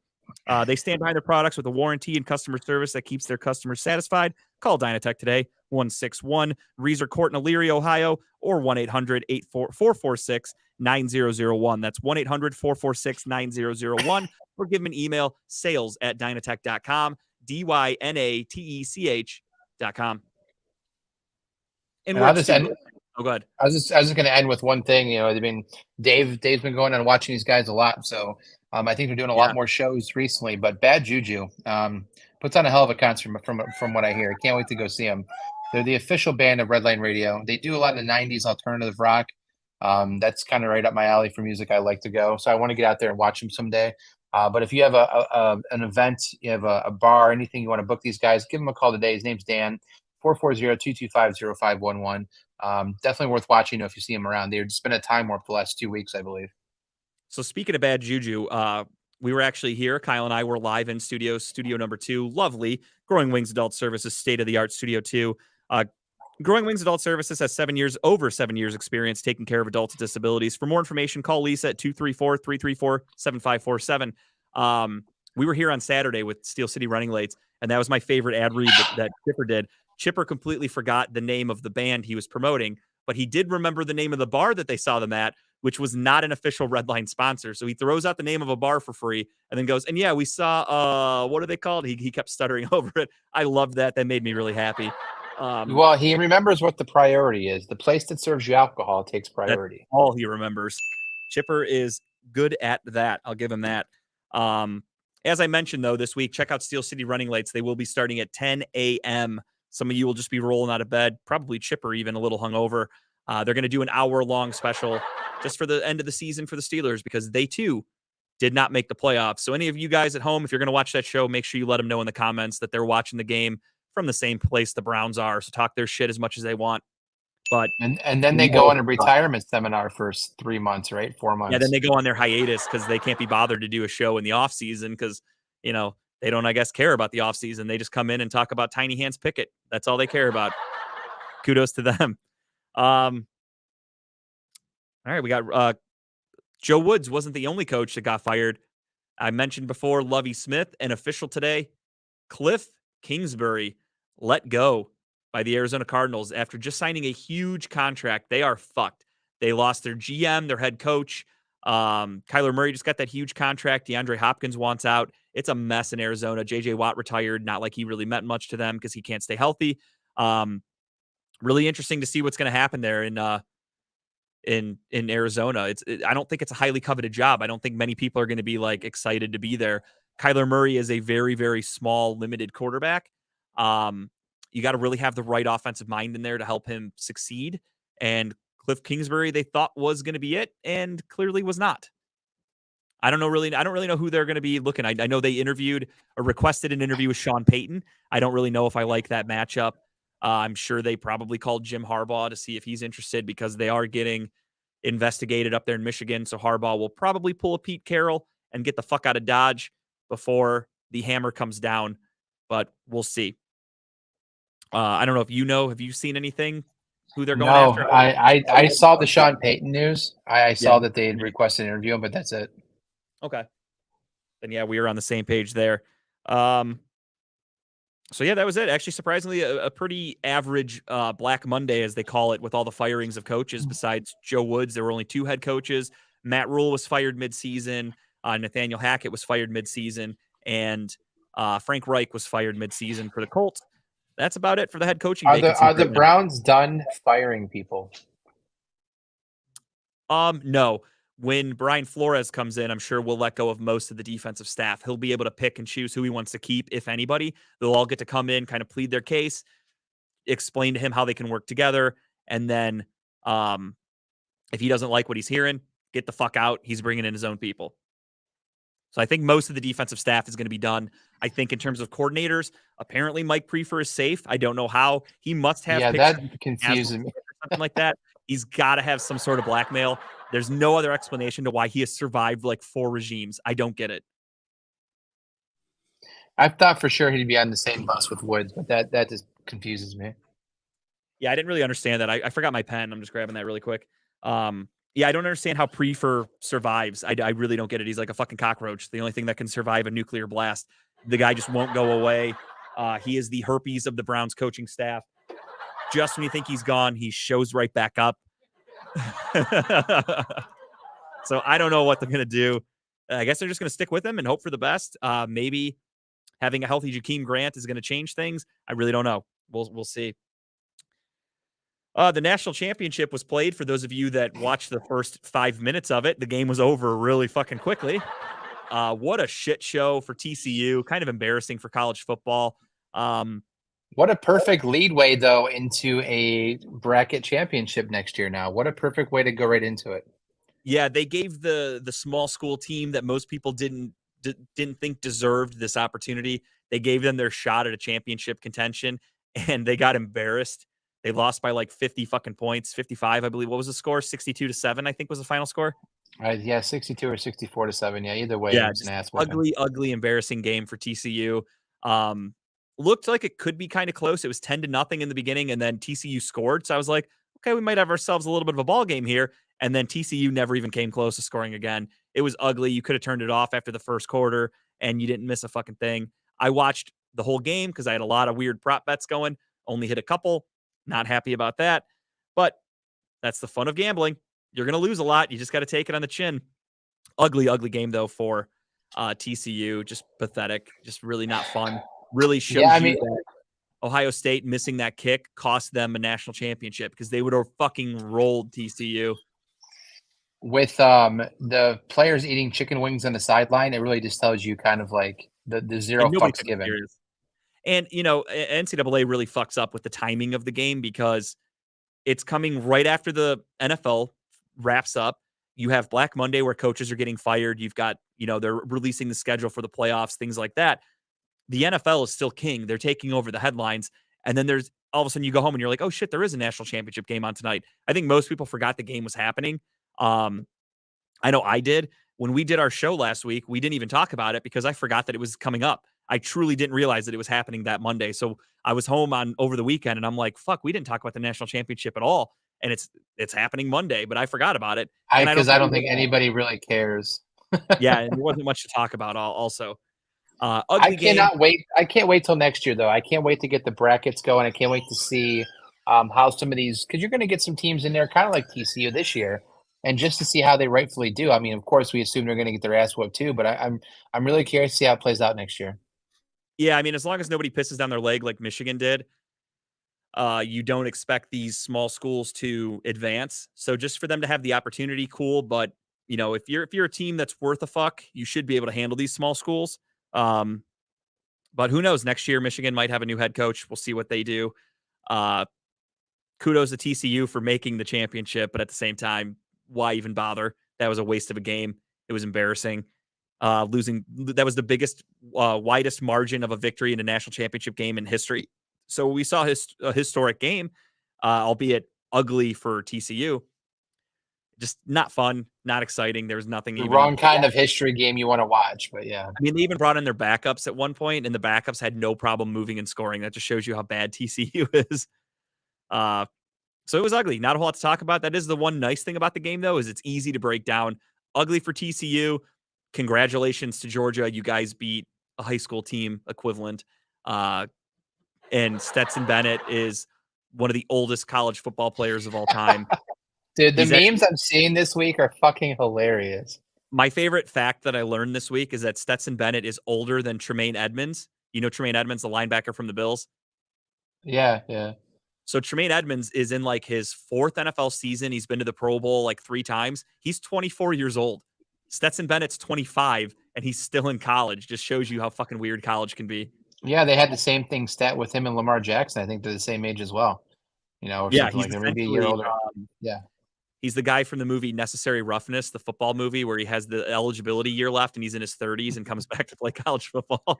That's essentially Stetson Bennett. I saw the meme today of Chris Farley and what's his face, and he's doing the line from, I think it's Tommy Boy, where he's like, I just graduated, and he goes, yeah, I went to school for 7 years. He's like, yeah, only doctors do that. And he was like in the meme face of Stenson Bennett, whatever. Yeah, it was hilarious. Yeah, he's old as fuck. Just a weird game to watch. I mean, he sucks. I don't think he'll go to the NFL. I don't think he's a good enough quarterback, but especially at his age, I think most teams learned from the Brandon Weeden experiment to not draft a guy in his upper 20s. But, congrats to Georgia. They won a national championship, and congrats to Noah Ruggles, because if he would have made that kick, Ohio State would probably be national champions today. Next up, rumors that were quickly debunked that the WWE was sold to a Saudi Arabia public investment fund. And the rumors were quickly dispersed or shut down, I should say. Vince McMahon was brought back in to be the chairman of the board or whatever for WWE. Stephanie McMahon immediately steps down. Then the rumors happen that he's selling it to the Saudis. And then they come out and say they're not selling it to the Saudis. I don't know what to believe right now. I don't know what the fuck's happening. The other rumor this is a horrible, horrible thing with Vince coming back. This is stupid. Yeah, and the rumor I saw is that if they actually end up selling it for good to the Saudis, Vince will then come back and be the creative control guy no matter what, which means Triple H is out. So I don't know what's going to happen with WWE going forward. It's scary to think about. I've been watching WWE a little bit more the last couple of weeks, just kind of catching some of the storylines. I don't know what's going on with it. I just have, because I've been curious to see Triple H is finally some of the stuff's coming to fruition. Some of these storylines are actually paying off, and it's getting close to. I mean, it's Royal Rumble in a couple weeks here, and then we get right into WrestleMania season, right? So some of the bigger names are coming back, big storylines, and so it's Royal Rumble this month, isn't it? Yeah, in 2 weeks. It's been amazing, right? It's been amazing to watch, and now with this story and coming back, it's like Vince is coming back for WrestleMania season. It's a horrible fucking idea. I mean, right now as it sits, Triple H is still head of creative, I believe, and that's not changing anytime soon, hopefully. But I mean, don't give the man a chance. We'll see. Yeah, it's going to be interesting to see what happens. I mean, when I added this story to our list rundown last night, excuse me, because I thought it was a done deal. And then I woke up today and everyone's saying it's not a done deal. So I guess we'll just keep an eye on this, maybe talk about it more once it's official. But I just wanted to bring it to everyone's attention as, I'm not as much as I used to be. Same with Kyle. But we used to be wrestling fans, so it's interesting to keep an eye on little things like that. I still kind of keep up with wrestling, but I don't actually watch it. I follow wrestling, like Twitter accounts. And just fucking weird. I did not see this coming, that he was going to sell it to a Saudi Arabian public investment fund. You think about it. If you did that, you'd lose the likes of pretty much your entire female division. Sami Zayn, who's your hottest commodity right now, is banned from the country. They won't let him wrestle in there. And that's the other thing, too, is if they sell it to the Saudis, I mean, they'll still be doing their shows in America. So that's that. But I'm guessing a lot of talent, they're going to quit. They're going to back out of their contracts because they're going to be like, fuck this. I don't want to work for these people. I don't want blood money. Exactly. So that's going to be crazy to see how many people are willing to take a stand, or if they're just like, fuck it. Money's green no matter who's handing it to you. That's kind of my philosophy. But some people are really set in their ways and they're stubborn and they have their beliefs and they're going to stick to it. Like I immediately would see Sami Zayn quit WWE or ask for his release if they do sell to the Saudi Arabians. But we'll see what happens. Something to keep an eye on. I think it's a done deal. Where there's smoke, there's fire. The fact that story came out makes me think that they must be crossing T's and dotting I's on the contract, and it's just about done. But we'll find out in the coming weeks, maybe, or maybe it is really. I was hoping Disney bought him, so we had an awesome Disney opening for every Raw and SmackDown. I would love that. They would go totally G-rated. The women would have to come out and they'd have to wrestle in like the costumes of Mickey and Minnie and all that shit. That'd be kind of fun to watch. Because goddamn, they would not let them show cleavage or a butt cheek anymore. I don't know. You got Deadpool on Disney. You've got rated R movies in Disney. You should be able to let wrestling do their thing. When I see it, I need to see it first to really see how Disney lets it go. I'm guessing it's going to be the most fucking tame R-rated movie you've ever seen. I hope not. I hope not. With Wolverine and Deadpool, you need to let that You're shit telling fly. me. All right. I have not figured out the punishment yet. We'll all collaborate on that. I want everyone's input because for the first time ever, Tim is included in a full challenge. And if he loses, we'll face the consequences. And I think our boy is ready. He looks ready to me. I'm ready. Hell yeah. So without further ado, let's get into our wild card picks. Again, we'll all collaborate. We'll come up with a punishment down the line. At this rate, based on how my year's gone, it's probably going to be me. But I'm coming in hot. We'll see how this goes. So let's start off. We have Saturday, the first game of the playoffs. My buddy that's a Seahawks fan, I told him, lucky for him, the Seahawks will be officially eliminated by the end of the first quarter because I have the Niners in a fucking blowout over the Seahawks. What say you fellas? Yeah, give me the 49ers here. This should be an easy game for them. Purdy. That's a pretty good pick, my friend. We are all on the same page. San Francisco. Next up, this is where we could see some differences here. You have the Jacksonville Jaguars against the Los Angeles Chargers. Jaguars are at home. Trevor Lawrence in his first career playoff game and Justin Herbert's first career playoff game. Jacksonville coming off a must-win game against Tennessee where they almost lost, and and Los Angeles losing to the Broncos in a game they really didn't have any business keeping the starters out there. I went first last time. I'll let somebody else go first. Don't care who, Tim or Kyle. I'll go first. I got Jacksonville in this one. Give me Trevor Lawrence in this one. We got a clean sweep here. We have that sounded like a dying animal. I don't know which one, but since that or a very gay lightning bolt, one of the two. Yeah. I am going to go Jacksonville as well. I think that they are just right now they're peaking. They're playing the better football out of the two teams, and the injury to Mike Williams I think is going to be really substantial, and that's really going to hurt the Chargers offense on Saturday. So, give me Jacksonville. Then you go to Sunday, another, I think, going to be a clean sweep. Buffalo at Miami. Does anybody want Miami? No, this should be a blowout too. Yeah, I think the line is 10.5. The line for the Niners game is 10, and this one's 10.5. So Miami's got no shot according to Vegas. Miami has looked so bad, like terrible, so bad. Like they have no business being in the playoffs. I really want to go with your gut. The Dolphins sound, but hey, buffaloes are an animal too. I don't even know what the fuck they sound like, but you can moo, motherfucker. Yeah, I'll take it. That's close enough for me because I don't know what the hell a buffalo sounds like. That perfect. That sounds good enough to me. Buffalo, it is. Moo, motherfucker. I like that. They still got a lot of motivation too, though. Yeah, 100%. With the DeMar Hamlin thing, I don't think there's any chance, especially at home. They're going to win in a blowout. Next up, you've got the Giants. Kyle's favorite team, Brian Daboll, is going to, as soon as he's done coaching the Bills, he's going to fly to Minnesota, and he is going to coach the New York Giants against the Minnesota Vikings. This one's tough. This is a 50-50 game. I really don't know who I like here. Minnesota has looked good, but they've also looked like shit. Same thing with the Giants. Giants just rested all their starters. I guess y'all went first last time, so I'm going to go first. All right, here we go. I'm going with the Giants. That's a good pick. I mean, I truly don't know who to pick here. You can't go wrong with either one. This is like the most evenly matched. I'm taking the Giants here too. I see it happening. I think we talked about this numerous times about how the Vikings are a very beatable team, and I see this being this game. For being 13-4, they actually had a minus in the turnover category, which is unheard of in football. Like, or the points. I'm sorry. They actually were outscored by like 5 more points than they put up, which is crazy to think about that they have such a good record. Do I want to be a little different here?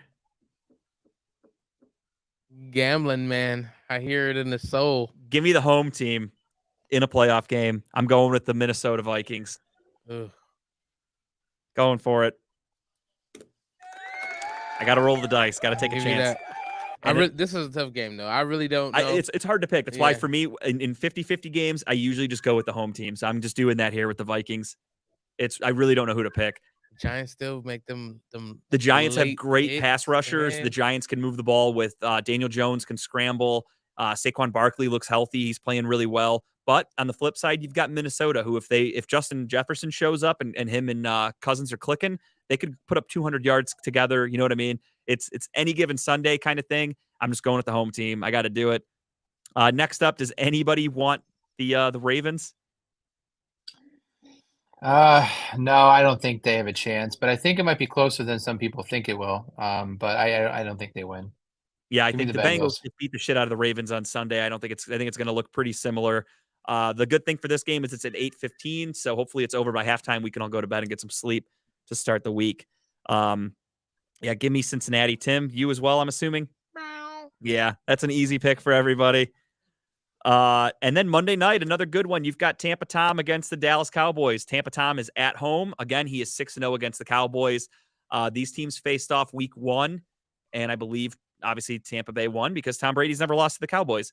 So Tampa Bay is kind of dragging their way into the playoffs, barely won the South.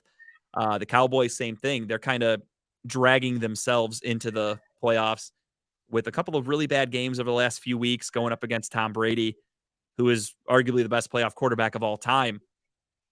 Kyle, you could start this one off. Yeah, I cannot pick the Cowboys to win any playoff game, so give me Tampa Bay. Damn, I really thought we were going to go different here because I'm going with Tampa as well. I have a really crazy bold predict. Okay. Bold predict. I didn't even think about a bold prediction for this. It's a really crazy bold predict. Tom Brady in his wife losing season. Oh, okay. I like that. Him to show that he could still do it without a woman by his side would be crazy. And then have that eighth ring. You think this is the year Tom Brady's going to take him all the way? I hate. Wow. I do too. I fucking hate the guy. Like I really want to pick against him just so he doesn't win another playoff game. I think he makes a strong playoff push. Okay. I'm not gonna say he's going all the way because that'd be really bold. Yeah, I don't think they have the roster to compete against the likes of like Kansas City, Buffalo, even Philadelphia. Well, that's who they play next. So yeah, but the Cowboys, shit. I mean, I think they could beat the Cowboys easily. Yeah. And I'm with you. I think Tom Brady's going to show off. He's going to be like, everybody wrote me off all season. Fuck you guys. Here's 4 touchdowns in a playoff game. And here's me eliminating America's team. He's going to be nuts. He's got to go nuts. I'm with you. Yeah. All right. Give me Tampa Bay here in this one. So we only have one differing pick, and that is me taking Minnesota. So it's going to be an interesting playoff run here for everybody. That'll be fun. So we'll start that off again. We'll send in your suggestions for next week. We're trying to think on a punishment for this one. Is that what you're saying? Yeah, we'll think of something. Obviously, with it being just a playoff thing, we keep these punishments a little lighter. The full season ones are the ones where we really go at it. So we'll think of something. Anybody in the comments, anybody at home, if you want to email, write us on Facebook, whatever. Give us some suggestions. We'll definitely take them. Maybe we could throw some suggestions out on a poll. Let everybody at home vote. That'd be a fun thing to do. Excuse me. We'll do that. Bless you. Thank you. Yeah, that sounds like a good idea to me. We can do that. Let everybody pick and choose. We are actually making good time today. So without further ado, we are at just the tip. We actually have a little bit of time to spare. Look at us. We're maturing. We're getting better. It's actually because I knew we were going to have a slower week because there wasn't as much to talk about. We only had to do, 7 fucking games or whatever there? Yeah. 6 actually. So only 6. So that was kind of easy. Usually we're doing like 10 plus. So that was nice. It's because my beautiful presence isn't there to keep this going and over and over and over again. So that's okay. Yeah. We'll let as is tradition, Timbuktu, start us off with your tip, buddy. So I have my tip, but it is gonna be a little different. Okay.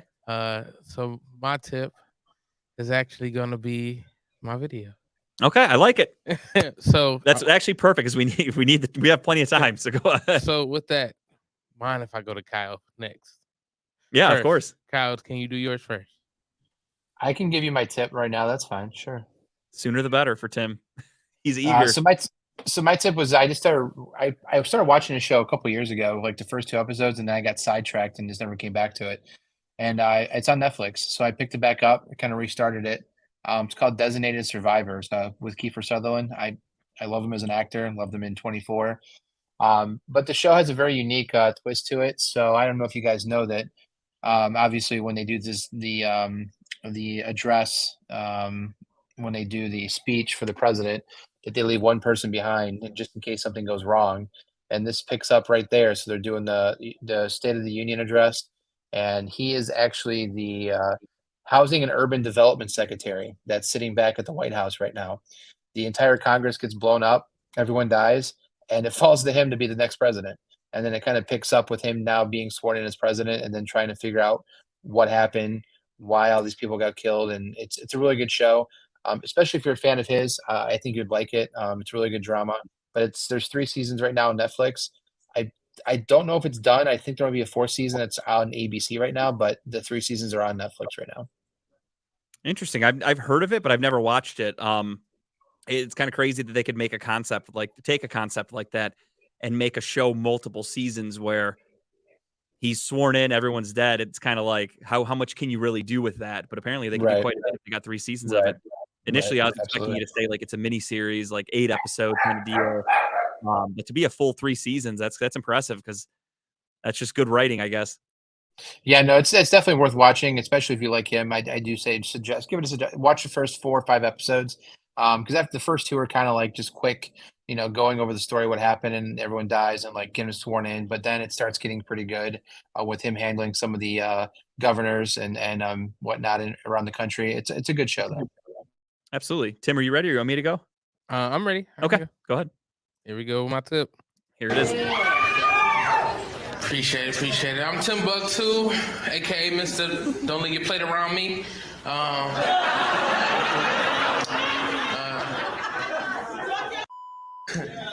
love comedy, and I don't feel like comedy is hard. I know a lot of people think it's hard. I just come up here and talk about my titties, and it goes great. They say to do comedy, you gotta have courage. You gotta have big balls. I can't see mine anyway, so I just gotta believe.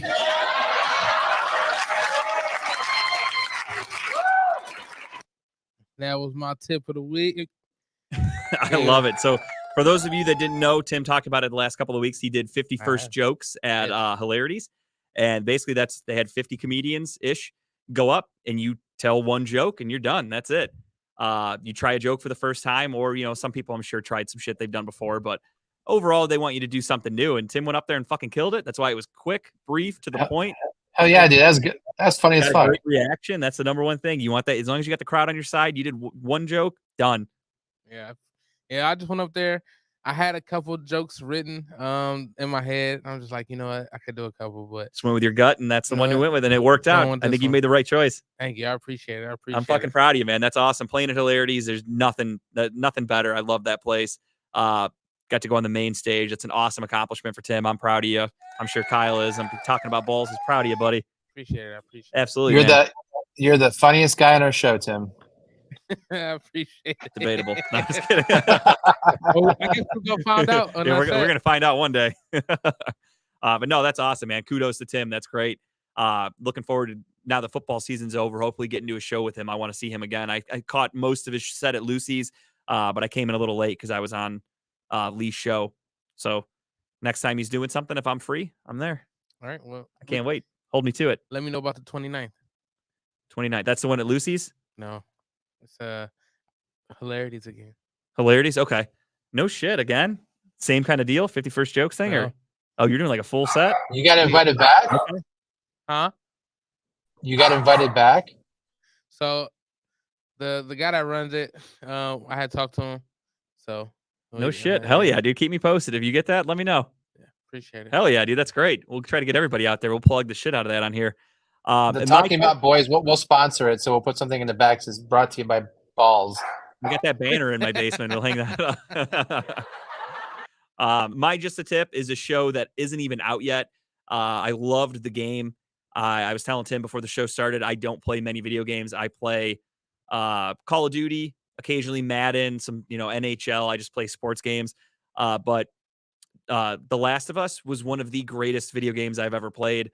I loved it. I got to the end of the game and I was like really upset that it was over because I wanted to keep playing it. And then it took them about 10 years to make a sequel. I raced through it, loved it. It was just as good. Phenomenal show. It's about not necessarily a zombie apocalypse, but something very similar to where it is now like a dystopian world. You're fighting for survival against not only humans, but also the clickers, the zombies, whatever you want to call them. The only thing though that I read is for the show, for those of you that have ever played it, they changed it a little bit. In real life, you can contract it through spores, which go through the air, so you have to wear like a mask. But obviously, for it being a TV show, HBO was like, we don't want these actors wearing masks. That kind of takes the excitement out of the show. So it won't be. They're going to change the way that it's transmitted a little bit for the show. But either way, I'm really excited. Pedro Pascal and I forgot her name, but the little girl from Game of Thrones. Game of Thrones. She is Ellie, and Pedro Pascal is I forgot his name. The hell is his name? I can't remember off the top of my head. Either way, phenomenal game. I'm expecting the show to be Joel. That's his name. Fuck, couldn't think of it. Joel and Ellie. I cannot wait for the show to come out. It starts on Sunday on HBO. It will be on HBO Max as well, just like House of the Dragon, if you were into that. So check it out. Let me know what you think. Report back next week. I'm excited for it. I really, really, really can't wait. This is a show that I've been dying for it to come out for like 2 years now since I heard about it. So I want everyone else to watch it because the better the ratings do, the better chance it has of surviving and being multiple seasons. So watch it. Did they come out and say that they were going to just cover the first game in this first season? Or are they from what I heard is this season will be like the whole game. But what's cool about that is if they keep going, there's such a gap in between the first game and the second game in terms of the timeline and like the years in like the video game world, that they have so much shit they can fill in the middle. They can keep it going.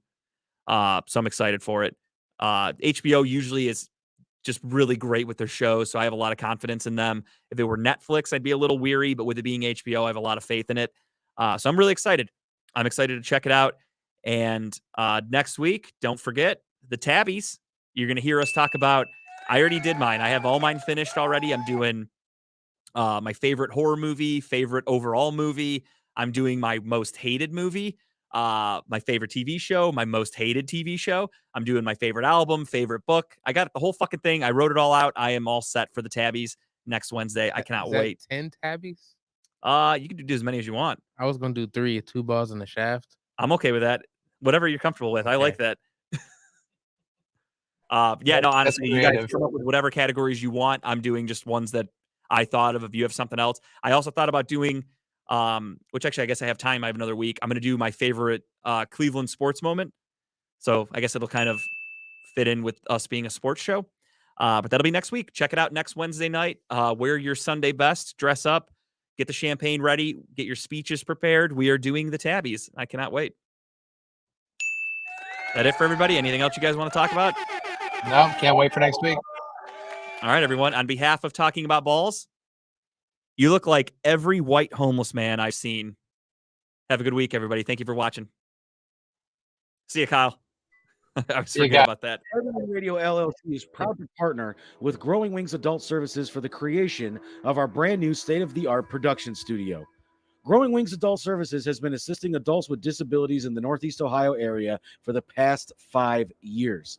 For more information on how Lisa and the team at Growing Wings can assist your family,